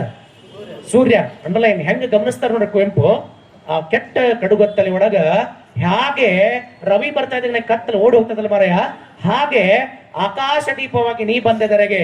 ನೀನು ಭೂಮಿಗೆ ಬಂದ ತಕ್ಷಣ ಏನಾಗಿತ್ತು ಅಂತಂದ್ರ ದೊಡ್ಡ ಕ್ರಾಂತಿ ನಡೆದಿತ್ತು. ನಿಮ್ಗೆ ಅಂತ ಗೊತ್ತದ ಅದು? ಬಸವಣ್ಣನವರ ಜನ್ಮವೇ ಒಂದು ದೊಡ್ಡ ಕ್ರಾಂತಿ. ನಿಮ್ಗೆ ಗೊತ್ತಿರಲಿ, ನಿಮ್ಗೆ ಗೊತ್ತಿಲ್ಲ. ಬಸವಣ್ಣವರು ಹುಟ್ಟಿದ ದಿನದಂದೇ ಒಂದು ದೊಡ್ಡ ಕ್ರಾಂತಿ ನಡೆದು ಹೋಗ್ಬಿಟ್ಟು ಗೊತ್ತಾ ನಿಮ್ಗೆ ಏನಾರು? ಬರೀ ಅವರು ಯಾವಾಗ ಅವ್ರು ಹುಟ್ಟಿದ್ರಲ್ಲ ಅವತ್ತ ದೊಡ್ಡ ಕ್ರಾಂತಿ ಆಗಿ ಹೋಗ್ಬಿಡುತ್ತೆ. ಅವ್ರು ಹುಟ್ಟಿದ ದಿವ್ಸನ ಯಾವಾಗ ಹೇಳ್ತಾರೆ ಇದನ್ನ? ಬಸವಣ್ಣನವರು ಕಲ್ಯಾಣಕ್ಕೆ ಹೋಗಿ ಅನುಭವ ಮಂಟಪವನ್ನು ಕಟ್ಟಿ ಆದ ಮೇಲೆ ಅಲ್ಲಿಗೆ ಹೋಗ್ತಾರ ಕೇತಯ್ಯ, ಹಿರಿಯ ಅಣ್ಣನವರು ಕೇತಯ್ಯನವರು ಬರಬೇಕು ನಮ್ಮ ಅನುಭವ ಮಂಟಪಕ್ಕೆ ಅಂದಾಗ, ಅಯ್ಯ ಅಯ್ಯ ಬಸವಣ್ಣ, ಇದು ತರವೇ, ಎಮ್ಮನ್ನ ಅಣ್ಣನೆಂದು ಬೋಧಿಸುವುದು ತರವೇ. ನಿನ್ನ ಹುಟ್ಟಿನ ದಿನದಂದೇ ನನಗೆ ಮುಕ್ತಿ ಸಿಕ್ಕಿತ್ತು ಒಡೆಯ, ನಿನ್ನ ಜನ್ಮದ ದಿನದಂದೇ ನನಗೆ ನಿರಪರಾಧಿ ಎಂಬ ಘೋಷಣೆ ಆಗಿತ್ತು. ಅಪರಾಧಿ ಆಗಿರದ ನನ್ನನ್ನ ಅಪರಾಧಿ ಸ್ಥಾನವಾಗಿ ನಿಲ್ಲಿಸಿದಂತ ಕೆಟ್ಟ ಕಾಲಘಟ್ಟದೊಳಗ ನೀವು ಬಂದರೆಂದು ಭೂಮಿಗೆ ನನಗೆ ಮರುಬ ಜನ್ಮ ಸಿಕ್ಕಿತ್ತು. ಈಗ ಹೇಳು ಬಸವೇಶ್ವರ, ನೀನು ಅಣ್ಣನೋ ನಾನು ಅಣ್ಣನೋ, ನೀನು ಜಗದಣ್ಣ ನಾನು ಕೇತಯ್ಯ ಅನ್ನುವಂತ ಮಾತನ್ನ ಹೇಳ್ತಾರ ಅಂತಂದ್ರೆ ಎಂತ ಮಾತ್ರಿ. ಬಸವ ಭೂಮಿಗೆ ಬಂದಾಗನೇ ಕ್ರಾಂತಿ ಶುರುವಾಗ್ಬಿಡುತ್ತೆ. ಅದಕ್ಕೆ ಹೇಳ್ತಾರ, ಇದನ್ನು ಗಮನಿಸಿದಂತ ಕುವೆಂಪು ಹೇಳ್ತಾರ, ಆಕಾಶ ದೀಪವಾಗಿ ನೀವು ಬಂದೆದರೆಗೆ. ಈ ಭೂಮಿಗೆ ನೀನು ಆಕಾಶ ಸೂರ್ಯ, ಜಗವ ಬೆಳಗುವ ಸೂರ್ಯನಾಗಿ ಬಂದೆ. ಎಲ್ಲೆಲ್ಲೇ ಕ್ರಾಂತಿ ಮಾಡಿದಿ, ಹೆಂಗೆ ಕ್ರಾಂತಿ ಮಾಡಿದಿ ಅಂತಂದ್ರ, ನೀನು ಬರ್ತಾ ಇದ್ದಂಗನೆ ನಾನು ವೇದ ಮಂತ್ರಗಳನ್ನ ಕೇಳಿದ್ದಿಲ್ಲ, ವೇದ ಮಂತ್ರಗಳನ್ನ ಕೇಳಿ ಅಂತ ಹೇಳಿ ರಾಮ್ ಭಟ್ರು ಶ್ಯಾಮ್ ಭಟ್ರು ಎಲ್ಲರೂ ಕುಡ್ಕೊಂಡ ನನ್ನನ್ನ ಕಟಕಟ್ಟೆ ಒಳಗೆ ನಿಲ್ಲಿಸಿ ನಿರಪರಾಧ ನನ್ನನ್ನ ಈತನಿಗೆ ಕಾಯ್ದ ಸೀಸವನ್ನ ಹಾಕ್ರಿ, ಈತನನ್ನ ಗಡಿಪಾರ ಮಾಡ್ರಿ, ಈತನಿಗೆ ಗಲ್ಲು ಶಿಕ್ಷೆಯನ್ನ ಕೊಡ್ರಿ ಅಂತ ಎಲ್ಲರೂ ಪುಂಕಾನುಪುಂಕವಾಗಿ ಹೋಗುವಾಗ ಒಬ್ಬ ಇಂಗ್ಲೇಶ್ವರನ್ನ ಓಡ್ಕೊತ ಬರ್ತಾನ. ತಳವಾರನೋರ್ವ ಓಡುತ್ತಾ ಬಂದು ಸಂದೇಶವ ತಂದನ ಈ ಮಂಡಿಗೆಯ ಮಾದಿರಾಜರಿಗೆ. ಮಾದಿರಾಜ ಕೇಳಲವೋ, ಇಂದು ಬೆಳ್ಳಂ ಬೆಳಗ್ಗೆ ನಿಮ್ಮ ಮನೆಯೊಳಗೆ ಗಂಡು ಪುತ್ರನ ಜನ್ಮವಾಗಿದೆ ಅನ್ನುವಂಥ ಶಬ್ದ ಕೇಳ್ತಾ ಇದ್ದಂಗನೆ ಇಡೀ ಸರ್ಪಂಚರ ನೋಟ ವಿಚಾರ ಬದಲಾಗ್ತದಂತ. ಮಂಡಿಗೆಯ ಮಾದಿರಾಜನ ಅಂಗಳಕ್ಕೆ ಪುತ್ರೋತ್ಸವ ಎಂದರೆ ಸುಮ್ಮನೆಯೇ, ಅಗ್ರಜರಿಗೆ ಬಹುಭೋಜನ ಕೂಟ. ಏನೆಲ್ಲರೂ ಖುಷಿ ಆಗ್ಬಿಟ್ರು. ಮಾದಿರಾಜರ ಮನೆಯೊಳಗ ಮಂಡಿಗೆಯ ಮಾದಿರಾಜ ಅರಸು, ಅವ್ರ ಮನೆಯೊಳಗ ಪುತ್ರೋತ್ಸವ ಅಂದ್ರ ಮಾದಿರಾಜ ಇನ್ನೇನು ಹಲವು ವರ್ಷಗಳ ಫಲಿಸಿತ್ತಲ್ಲವೇ, ನಮಗೆ ಬಂಗಾರದ ಸುವರ್ಣದ ನಾಣ್ಯ ಭೋಜನ ಕೂಟವೆಂದು ಅವಾಗ ಹೇಳ್ತಾರ. ಅವ್ರು ವಿಚಾರ ಮಾಡ್ತಾರ, ಸೂಕ್ಷ್ಮವಾಗಿ ವಿಚಾರ ಮಾಡಂತಾರ. ಈ ಸಂಭ್ರಮದ ಗಳಿಗೆಯೊಳಗೆ, ಈ ಶುಭ ಗಳಿಗೆಯೊಳಗೆ ಒಂದು ಜೀವಿಯ ಹತ್ಯೆ ಮಾಡುವುದು ಸರಿಯೇ? ಅದಕ್ಕಾಗಿ ಆ ಕೇತಯ್ಯನವರು ನಿರಪರಾಧಿ ಎಂದು ನನಗನಿಸುತ್ತದೆ. ಹಾಗಾಗಿ ಅವರಿಗೆ ಯಾವ ಶಿಕ್ಷೆಯನ್ನು ಕೊಡುವುದು ಬೇಡ, ಸ್ವಲ್ಪ ವರ್ಷಗಳ ಕಾಲ ಊರಿಂದ ಹೊರಗಿಡುವಂತ ಶಿಕ್ಷೆಯನ್ನು ಮಾತ್ರ ಕೊಡುವೆವು. ಕಾರಣ ನಮ್ಮ ಮನೆಯಂಗಳಕ್ಕೆ ಕಲ್ಯಾಣದ ಬಸವರಸ ಬಂದ, ಬಸವೇಶ್ವರನ ಹುಟ್ಟಾಯ್ತು. ಅದಕ್ಕೆ ಹುಟ್ಟಿನ ದಿನದಂದೇ ಮೊದಲ ಕ್ರಾಂತಿ. ಯಾವತ್ತ ಬಂದ್ರಲ್ಲ ಫಸ್ಟ್ ಭೂಮಿಗೆ ಬರ್ತಾ ಇದ್ದಾಗನೆ ಕ್ರಾಂತಿಯನ್ನ ಮಾಡಿದವರು ಬಸವೇಶ್ವರ. ನೀವೆಲ್ಲ ಎಂತಕೊಂಡ್ರಿ? ಕಲ್ಯಾಣದ ಕ್ರಾಂತಿ ಅಲ್ಲಿ ಆತ, ಅಂತರ್ಜಾತೀಯ ಮದುವೆ ಹೆಂಗಾಕತ್ತೆ ಹೇಳ್ಕೊಂಡು? No, impossible. ಕರೆಕ್ಟ್. ಅವರು ಕೂಡ ಶುಭಕ್ತರಾಗ್ಯಾರ, ಅವರು ಅಂಗಕ್ಕೆ ಲಿಂಗ ಕಟ್ಟ್ಯಾರ. ಇವರು ಕೂಡ ಶುಭಕ್ತರಾಗ್ಯಾರ, ಇವರು ಕೂಡ ಅಂಗಕ್ಕೆ ಲಿಂಗ ಕಟ್ಟ್ಯಾರ. ಇವರು ಆಚಾರವಂತರದಾರ, ಅವರು ಆಚಾರವಂತರದಾರ. ಮತ್ ಹಿಂಗಿದ್ದಾಗ ಅದ್ ಅಂತರ್ಜಾತಿ ಮದುವೆ ಹೆಂಗಾಕತಿ? ಸುಮ್ಮನೆ ನೆಪ ಅಷ್ಟೇ. ಅದು ಏನು ಎಲ್ಲರಿಗೂ ಬೆಂಕಿ ಬಿದ್ದಿತ್ತು ಅಂದ್ರ, ಈಗ ನಿಮ್ಗೆಲ್ಲ ತಲೆ ಕುಂತಾರ, ನಾವು ಲಿಂಗಾಯತ ಭಯಂಕರ ದೊಡ್ಡವರು, ಅದ್ರ ನಾ ಪಂಚಮಸಾಲಿ ಇನ್ನೂ ದೊಡ್ಡವ, ಶೆಟ್ ಸ್ವಲ್ಪ ಕಡಿಮೆ, ಗಣಿಯರಾವ್ ಇನ್ನೂ ಸ್ವಲ್ಪ ಕಡಿಮೆ, ಮಡಿವಾಡರಾವ್ ಇನ್ನೂ ಸ್ವಲ್ಪ ಕಡಿಮೆ, ನಾ ಐನಾರಾವ್ ಬಹಳ ದೊಡ್ಡವ. ಹುಚ್ಚು ಭ್ರಮೆ ಇಲ್ಲ ರೀ. Sir no sir Siddappa Kambali ಅವ್ರ ಲೆಟರ್ಸ್ಗೆ ಡಾಕ್ಟರ್ ಬಾಬಾ ಸಾಹೇಬ್ ಭೀಮ್ರಾವ್ ಅಂಬೇಡ್ಕರ್ ಕೊಡ್ತಾರ. Mister Baba Saheb, please I kindly request for you the letters of Ambedkar. What a value of books. ನೀವೊಂದ್ಸಲ ಓದ್ಬೇಕದನ್ನ. ದ ಲೆಟರ್ಸ್ ಆಫ್ ಅಂಬೇಡ್ಕರ್ ದಲ್ಲಿ ಬಾಬಾ ಸಾಹೇಬ್ ಸ್ವತಃ ತಮ್ಮ ಲೆಟರ್ಸ್ ಅಲ್ಲಿ ಬರೀತಾರ. ಸರ್ ಸಿದ್ದಪ್ಪ ಕಂಬಳಿ ಅವರ ಪ್ರಶ್ನೆಗೆ ಉತ್ತರವನ್ನು ಕಳಿಸ್ತಾರ. ಏನಂತ? I know sir Siddappa Kambali, I know. The tradition of Lingayat religion in the Karnataka it's a big one religion. ನನಗೆ ಗೊತ್ತದ ಈ ದೇಶದೊಳಗನ ಅತ್ಯಂತ ಶ್ರೇಷ್ಠವಾದ ಧರ್ಮ ಅಂದ್ರೆ ಲಿಂಗಾಯತ ಧರ್ಮ. ಆದ್ರ ಇವತ್ತಿನ ಕಾಲಘಟ್ಟದೊಳಗ ಅದು ಕೆಲವು ಮಠಾಧೀಶರ ಪಾಕೆಟ್ ಮನಿ ಆಗದ ಕಾರಣ, ಸರ್ವ ಸಮಾನತೆಯನ್ನು ಸಾರುವಂತ ಬಸವಣ್ಣನ ವಿಚಾರಗಳ ಕಗ್ಗೊಲೆ ಆಗಕತ್ತ ಕಾರಣ ನಾನು ಅದನ್ನ ಸ್ವೀಕಾರ ಮಾಡೋಂಗಿಲ್ಲ ಅನ್ನುವಂತ ಮಾತನ್ನ ಬರೀತಾರ. ಅಂದ್ರೆ ಓಟೆ ನಾಲೆಜ್ ಬಾಬಾ ಸಾಹೇಬ್, ಎಂತ ನಾಲೆಜ್ ಅಂತ ಹೇಳಿದ್ರು ನನ್ನ ಬಾಬಾ ಸಾಹೇಬ್ ಅವರಿಗೆ. ಇದು ಗೊತ್ತಾಗ್ತಾ ಇದ್ದಾಗ ಇಬ್ರು ಆಫರ್ ತಗೊಂಡ್ಬರ್ತಾರ ಅವ್ರಿಗೆ. ನೆನ್ಪಿರ್ಲಿ ಮಗ, ದ ಲೆಟರ್ಸ್ ಆಫ್ ಅಂಬೇಡ್ಕರ್ ದಲ್ಲಿ ಬಾಬಾ ಸಾಹೇಬರೇ ಬರೀತಾರ ಎಂತೆಂತ ಆಫರ್ ತಗೊಂಡ್ಬರ್ತಾರ ಅಂತಂದ್ರ, ಮಿಸ್ಟರ್ ಬಾಬಾ ಸಾಹೇಬ್, ಅದರ್ವೈಸ್ ನೀವೇನಾದ್ರೂ ಮನಸ್ಸು ಮಾಡಿ ನಮ್ಮ ಅದನ್ನ ಅಂಡರ್ಲೈನ್ ಹೇಳಂಗಿಲ್ಲ, ಲೈವ್ ಇರ್ತಲ್ಲ, ನೀವೇನಾದ್ರು ಮನಸ್ಸು ಮಾಡಿ ನಮ್ಮ ಧರ್ಮವನ್ನು ಸ್ವೀಕಾರ ಮಾಡಿದ್ರ ನಿಮ್ಮನ್ನ ಹೈದರಾಬಾದ್ ಒಂದು ದೊಡ್ಡ ಪ್ರಾಂತದ ನವವನ್ನಾಗಿ ಮಾಡ್ತೀವಿ ಅಂತ ಹೇಳಿದ್ರ ಅವರ ನಯವಾಗಿ ಅದನ್ನು ತಳ್ಳಿ ಹಾಕ್ತಾರ. ನಾನು ಕಂಡಂತೆ ಅಖಂಡ ಜ್ಞಾನ ಇಲ್ಲದ ಕಾರಣ ಇದನ್ನು ಸ್ವೀಕಾರ ಮಾಡಂಗಿಲ್ಲ ಅಂತಾರ. ಇನ್ನೊಬ್ಬ ಬರ್ತಾನೆ, Baba Saheb, why are you reading the more than books? I think you have goes to 36 PhD at that time, 36 degree and 36 PhD. ಏನ್ ಮಾಡವ ಬಾಬಾ ಸಾಹೇಬ್, ನಿಮ್ ದೇಶಕ್ಕಾಗಿ ಹೋದ್ರಿ ನೀನು? ಇಲ್ಲೇ ಇಟ್ಬಿಟ್ರ ಲಂಡನ್ ಒಂದು ಪ್ರಾಂತದ ಗೌರವ ನೀವು ಸಾಯಿ ಮಠ ಅಂತ ಹೇಳಿದ್ರ ಎಷ್ಟು ಚಲೋ ಹೇಳ್ತಾರಂದ್ರ, ನನ್ನ ಓದು, ನನ್ನ ಹೋರಾಟ, ನನ್ನ ಶಿಕ್ಷಣ ನಾನು ಗೌರವಕ್ಕಿಲ್ಲ. ನನ್ನಂತ ಕೋಟಿ ಕೋಟಿ ಜನಗಳು ಭಾರತದ ಮಣ್ಣಿನ ಅಂಗಳದೊಳಗ ತುಳಿತಕ್ಕೊಳಗಾಗಿರಲ್ಲ, ಅವರೆಲ್ಲರ ಮನೆಯೊಳಗ ನಂದಾದೀಪವನ್ನು ಹಚ್ಚಬೇಕು ಅನ್ನೋದಕ್ಕೆ ಓದಾಕತ್ತೇನೆ ಹೊರತು ನಾನೊಬ್ಬ ದೊಡ್ಡ ಮಗಕತ್ತೀನಿ ಅಂತ ಎಂದೂ ಕೂಡ ಹಚ್ಚಿಲ್ಲ ಅನ್ನುವಂತ ಬಾಬಾ ಸಾಹೇಬ್ ಸ್ಟೇಟ್ಮೆಂಟ್ ಎಷ್ಟು ಗಟ್ಟಿ ತರದ ಸ್ಟೇಟ್ಮೆಂಟ್ ನೋಡೋಣ. ಎಷ್ಟರ ಮಟ್ಟಿಗೆ ಜಾಗೃತಿ ಇತ್ತು ಬಾಬಾ ಸಾಹೇಬ್ರಿಗೆ ಅಂತಂದ್ರ, ನಾ ಏನಾದ್ರು ನನ್ನ ಮಣ್ಣಿನ ಅಲ್ಲದ ಧರ್ಮವನ್ನು ಸ್ವೀಕಾರ ಮಾಡ್ಬಿಟ್ರ ಎಲ್ಲರೂ ಅದೇ ಆಗ್ಬಿಡ್ತಾರ ಅಂತ. ಇನ್ ಕೇಸ್ ಕ್ರಿಶ್ಚಿಯನ್ ಧರ್ಮ ಸ್ವೀಕಾರ ಮಾಡಿದ್ರ ಆಗ್ಲೇನೆ schedule caste highest it's going at the Christians and some people going at the Muslims. ಎಲ್ಲರೂ ಆ ಕಡೆ ಹೊಂಟ್ಬಿಟ್ರ. ಯಾಕ ಅಂತಂದ್ರ ತಪ್ಪೌದಲ್ಲ, ಬಸವಣ್ಣವರು ಬುದ್ಧ ಬಸವನ ಈ ನೆಲದ ಅಂಗಳದೊಳಗ ಅವರ ವಿಚಾರಧಾರೆಗೆ ಪ್ರಾಶಸ್ತ್ಯನೇ ಕೊಡ್ಲಿಲ್ಲ. ಅದಕ್ಕೆ ಬೌದ್ಧ ಧರ್ಮ ಇಲ್ಲಿಂದ ಪಲಾಯನ ಮಾಡ್ಬಿಡ್ತು. ಯಾಕಂತಂದ್ರ ನಮ್ಮ ಮನಸ್ಸಿನಲ್ಲಿ ಇನ್ನೂ ಹುಚ್ಚು ಜಾತಿಯ ನಸೆ. ಯಾಕಂದ್ರೆ ಇನ್ನೂ ನಮ್ಮ ಮನುಷ್ಯರೊಳಗ ಕೆಟ್ಟ ಅಜ್ಞಾನದ ಪರಮಾವಧಿ. ಎಷ್ಟು ಯೂಸ್ ಮಾಡ್ರ ನೀವು, ಎಲ್ಲಿ ಮಟ್ಟ ಮಾಡ್ರ? ಜಗತ್ ಎದ್ ನಿಂತ ಕಾಲಕ್ಕ ಬೆನ್ನತ್ತಿ ಓಡ್ಸಾಡುವಂತ ಕಾಲ ಬರ್ತದೆ. ಅವಾಗ ಏನ್ ಮಾಡ್ರ ಹೇಳ್ರಿ, ಏನ್ ಮಾಡ್ರ ಅವಾಗ? ಮತ್ತೆ ಇದು ಸತ್ಯ ಅದ. ಸಂಘರ್ಷ ಯಾವಾಗ ಶುರು ಆಗತ್ತಂದ್ರ, ಯಾವಾಗ ಉಳ್ಳವರ ದಬ್ಬಾಳಿಕೆ ಶುರು ಆಗ್ತದೋ ಅವಾಗ ಕೆಳವರ್ಗದ ದಬ್ಬಾಳಿಕೆ ಶುರು ಆಗೇ ಆಗ್ತದ. ಅಲ್ಲ, ಚಕ್ರ ತಿರುಗ್ತಿರ್ತದಲ್ಲ, ಯಾವಾಗ್ಲೂ ಮ್ಯಾಲಿದ್ದವ ಕೆಳಗೆ ಬರ್ಬೇಕ, ಕೆಳಗಿದ್ದವ ಮ್ಯಾಲ್ ಬರ್ಬೇಕ. ಇದನ್ನ ಗಮನಿಸಿದ್ರು ಬಸವಣ್ಣವರು. ಇದನ್ನೆಲ್ಲವನ್ನ ಗಮನಿಸಿ ಭಾರತದ ಬಹುತ್ವದ ನಾಡಿಗೆ ಎಂತಹ ಸಿದ್ಧಾಂತವನ್ನು ಕೊಡ್ಬೇಕು, ಭವ್ಯ ಭಾರತಕ್ಕ ಅಂತೇಳಿ ಅಖಂಡ ಜನಮಾನಸವೆಲ್ಲ ಒಪ್ಪುವಂತ ಸಿದ್ಧಾಂತವನ್ನ ಅವತ್ತಿನ ಕಾಲಕ್ಕೆ ಕೊಟ್ಟು ಹೋದ್ರ ಅದಕ್ಕೆ ಪರ್ಯಾಯವಾಗಿ ಬಾಬಾ ಸಾಹೇಬ್ ಅಂಬೇಡ್ಕರ್ ಒಂದು ಮಾತು, ಬಹಳ ಒಳ್ಳೆ ಮಾತನ್ನ ಹೇಳ್ತಾರೆ. ಎಷ್ಟು ಚಲೋ ಮಾತು ಹೇಳ್ತಾರ್ರಿ. ಭಾರತದ ನಾರಿಮಣಿಗಳೆಲ್ಲ, ಭಾರತದ ತಾಯಂದಿರೆಲ್ಲ ಬೆಳ್ಳಂ ಬೆಳಗ್ಗೆ ಎದ್ದು ದೇವರ ಗುಡಿಯ ಮುಂದೆ ಹೋಗಿ ಸಾಲು ಸಾಲು ನಿಲ್ಲುವ ಬದಲು ಗ್ರಂಥಾಲಯಗಳ ಮುಂದೆ ಹೋಗಿ ಸಾಲು ಸಾಲಾಗಿ ನಿಂತಿದ್ದರೆ, ಅಂದೇ ನಿಂತು ಓದಲಿಕ್ಕೆ ಪ್ರಾರಂಭ ಮಾಡಿದರೆ ಅಂದೇ ನನ್ನ ಭಾರತ ವಿಶ್ವ ಭಾರತವಾಗುತ್ತದೆ ಅನ್ನುವಂತ ಮಾತನ್ನ ಬಾಬಾ ಸಾಹೇಬ್ ಹೇಳ್ತಾರೆ. ಬಾಬಾ ಸಾಹೇಬ್ ಕೇಳ್ತಾರ, ವಾಟ್ ಇಸ್ ದ ಲಾಸ್ಟ್? ಅವ್ರು ಕೇಳ್ತಾರ, ನಿಮ್ಮ अगर आखिरी ख्वाहिश क्या है बाबा साहब? अगर आप जिंदगी जीना चाहता है तो अंत में आप क्या बनना चाहते हैं? आखिर आप क्या हासिल करना चाहते हैं? बाबा साहब ने कहा, अगर मेरे जीवन की यात्रा में मुझे रहना है, मैं मेरे सांस जब आखिरी ओर पर मेरा ब्रीथिंग जा रहा है तब भी मैं यही कहूंगा, मैं पढ़ते पढ़ते मेरे जान को छोड़ने के लिए मैं तैयार रहता हूं ಅಂತಾರ. ಅವ್ರಂತಾರ, ನನ್ನ ಕೊನೆಯ ಕಾಲಘಟ್ಟದೊಳಗೆ ನೀವು ಏನ್ ಮಾಡಕ್ ಇಷ್ಟಪಡ್ತೀರಿ ಅಂದ್ರ, ನನ್ನ ಸಾವು ನನ್ನನ್ನು ಮುಟ್ಟಿ ಕರ್ಕೊಂಡು ಹೊಟ್ಟದಂದ್ರ ಅವಾಗನು ಕೂಡ ನನ್ನ ಸುತ್ತಲೂ ಸಾಗರ ಸಾಗರ ಶ್ರೇಷ್ಠ ಪುಸ್ತಕಗಳ ಮಧ್ಯೆ ಗ್ರಂಥಗಳನ್ನ ಓದುತ್ತಾ ನನ್ನ ಪ್ರಾಣ ಹೋಗಲಿ ಅಂತ ಬೇಡ್ಕೊತೇನೆ ಹೊರತು ಮತ್ತೇನೂ ಇಲ್ಲ ಅನ್ನುವಂತ ಮಾತನ್ನ ಹೇಳ್ತಾರಂದ್ರ, ನಾವು ಬರೀ ಶಿಕ್ಷಣ, ಸಂಘಟನೆ, ಹೋರಾಟ ಅನ್ನುವಂತ 3 ಹಸ್ತಗಳು ಮರ್ತೇವಿ. ಬರೇ ಹೋರಾಟ ಯಾವ್ದಕ್ಕೆ ಹೋದ್ರು ಬಾಬಾ ಸಾಹೇಬ್ ಹೇಳಕತ್ತಾರ, first knowledge, education, the proper education. ಯಾವ್ದಕ್ಕೆ ಹೋರಾಟ ಮಾಡಕತ್ತಿ ಅಂತ ಗೊತ್ತಾಗಬೇಕಂದ್ರ you goes to well reading capacity.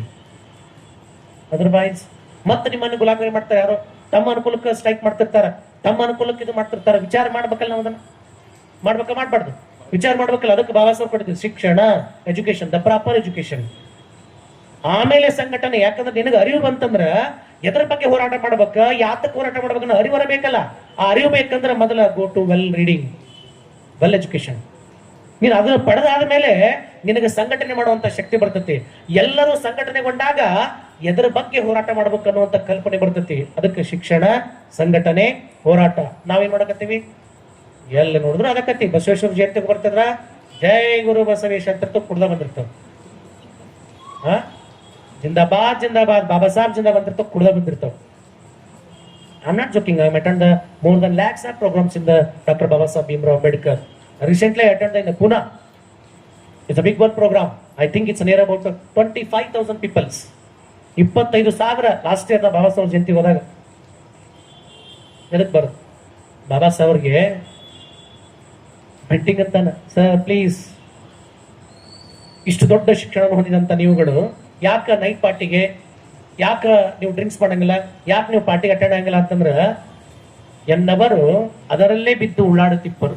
ಆ ಕಾಲಕ್ಕ ಬಾಬಾ ಸಾಹೇಬ್ ನೈಟ್ ಪಾರ್ಟಿಗೆ ಅಂತ ಹೋಗಿದ್ರ ನಮ್ಮ ದೇಶದ ರಾಷ್ಟ್ರಪತಿ ಹೊರಗಿರ್ತದೆ. ಬಾಬಾ ಸಾಹೇಬ್ ಏನಂದ್ರ ನೀವ್ ಹೇಳ್ದಂಗೆ ಎಸ್ ಅಂದ್ರ ಅವ್ರ ಆಗ್ಲೇ ಈ ದೇಶದ ರಾಷ್ಟ್ರಪತಿಯಾಗಿ ಹೋಗ್ಬಿಟ್ಟಿರ್ತಿದ್ರ. ಅವ್ರಂದ್ರ ನನ್ನ ವ್ಯಕ್ತಿತ್ವವನ್ನು ಎಂದೂ ಮಾರಿಕೊಳ್ಳುವುದಿಲ್ಲ ಅಂತ ಹೇಳ್ತಾರ. ಅವ್ರು ಹೇಳಕತ್ತಾರ ಮದಿರಾ ಮತ್ತು ಮಾಂಸದಿಂದ ನನ್ನ ಜನಾಂಗವೇ ಹಾಳಾಗೈತಿ, ಅದಕ್ಕೆ ನಾನು ಮುಟ್ಟುದಿಲ್ಲ ಅಂತ ಹೇಳ್ತಾರ. ನಾವೇನ್ ಮಾಡಕತ್ತೀವಿ? ನಾವು ಅದ್ರಾಗ ಬಿದ್ದು ಅದ್ರಾಗ ಹೇಳಕತ್ತೀವಿ.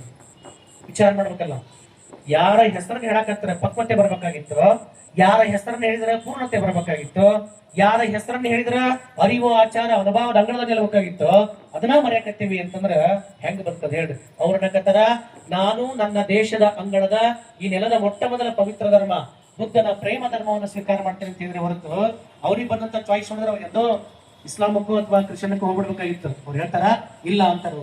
ಅಲ್ಲಿ ನನಗೆ ಪಕ್ವತೆ ಕಾಣದ ಹಿನ್ನೆಲೆಯಲ್ಲಿ ನಾನು ಬುದ್ಧನ ಪ್ರೇಮ ಸಿದ್ಧಾಂತವನ್ನು ಆಯ್ಕೆ ಮಾಡಿಕೊಳ್ಳುತ್ತೇನೆ. ಈ ನೆಲದ ಮೊಟ್ಟ ಮೊದಲ ಭವ್ಯ ಧರ್ಮ ಬೌದ್ಧ ಧರ್ಮವನ್ನೇ ಸ್ವೀಕಾರ ಮಾಡ್ತೇನೆ ಅಂತ ಬೌದ್ಧ ಧರ್ಮವನ್ನು ಸ್ವೀಕಾರ ಮಾಡಿದ್ರು. ಒನ್ ರೀಸನ್ ಎಂತ ದೊಡ್ಡ ಉದ್ದೇಶ ಗುರಿ ಇತ್ತು ಅವ್ರು ಹೇಳಿ ನೋಡ. ನಾನೇನೋ ಅಪ್ಪಿತ ಪೇಟ ಹೇಳ್ಬಿಟ್ರ ಇಡೀ ನನ್ನ ದೇಶವೇ ಅದಾಗ್ಬಿಡ್ತಂತ ಅನ್ನೋಂಥ ದೊಡ್ಡ ಕಲ್ಪನೆ. ದೇಶ ಇಬ್ಬಾಗ ಆಗೋವಷ್ಟೇ ನೇರವಾಗಿ ಗಾಂಧಿ ಲೆಟರ್ಸ್ ಬರೀತಾರೆ. ನೇರವಾಗಿ ಸರ್ ಗಾಂಧಿ ಅವರೇ ದಯಮಾಡಿ ರಿಕ್ವೆಸ್ಟ್ ಮಾಡ್ತಾರ, ನನ್ನ ದೇಶ ಒಡೆಯುವುದು, ನನ್ನ ದೇಶ ಇಬ್ಬಾಗ ಆಗೋದು ನನಗೆ ಎಲ್ಲಷ್ಟು ಮನ್ಸಿಲ್ಲ. ಆ ಸಮ್ಮೇಳನಕ್ಕೆ ಬರದಿಲ್ಲ ಅಂತ ಹೇಳ್ತಾರೋ, ನೇರವಾಗಿ ಧಾರವಾಗಿ ಹೊಡಿತಾರೆ. ಯಾಕೆ ಮಾಡ್ಬೇಕು ಅಂತ ಕೇಳ್ತಾರೋ, ಯಾಕೆ ಮಾಡ್ಬೇಕು ಅಂತ ಕೇಳ್ತಾರೋ. ಯಾವ ಪುರುಷಾರ್ಥಕ್ಕೆ ಪಾಪ ಗಾಂಧೀಜಿ ಅವ್ರದಲ್ಲಿ ಏನು ಹೇಳಿಲ್ಲ, ಅವ್ರ ಪಾತ್ರನೂ ಏನು ಹೇಳಿಲ್ಲ. ಇವ್ರು ಕಡಿಮೆ ಮತ್ತದು ರಾಜಕೀಯ ಸ್ವರೂಪ ಕೊಡ್ತದಂತೆ ನನ್ನ ಸಬ್ಜೆಕ್ಟ್ ಅಲ್ಲ. ಹೇಳೋ ವಿಷಯ ಇಷ್ಟೇ, ನಾವು ಹೆಂಗೆ ಬದುಕಬೇಕು ಹೆಂಗೆ ಇರಬೇಕು ಅಂತಂದ್ರೆ ನಮಗೆ ದೊಡ್ಡವ್ರು ಏನೋ ಮಾರ್ಗದರ್ಶನ ಮಾಡಲ್ಲ.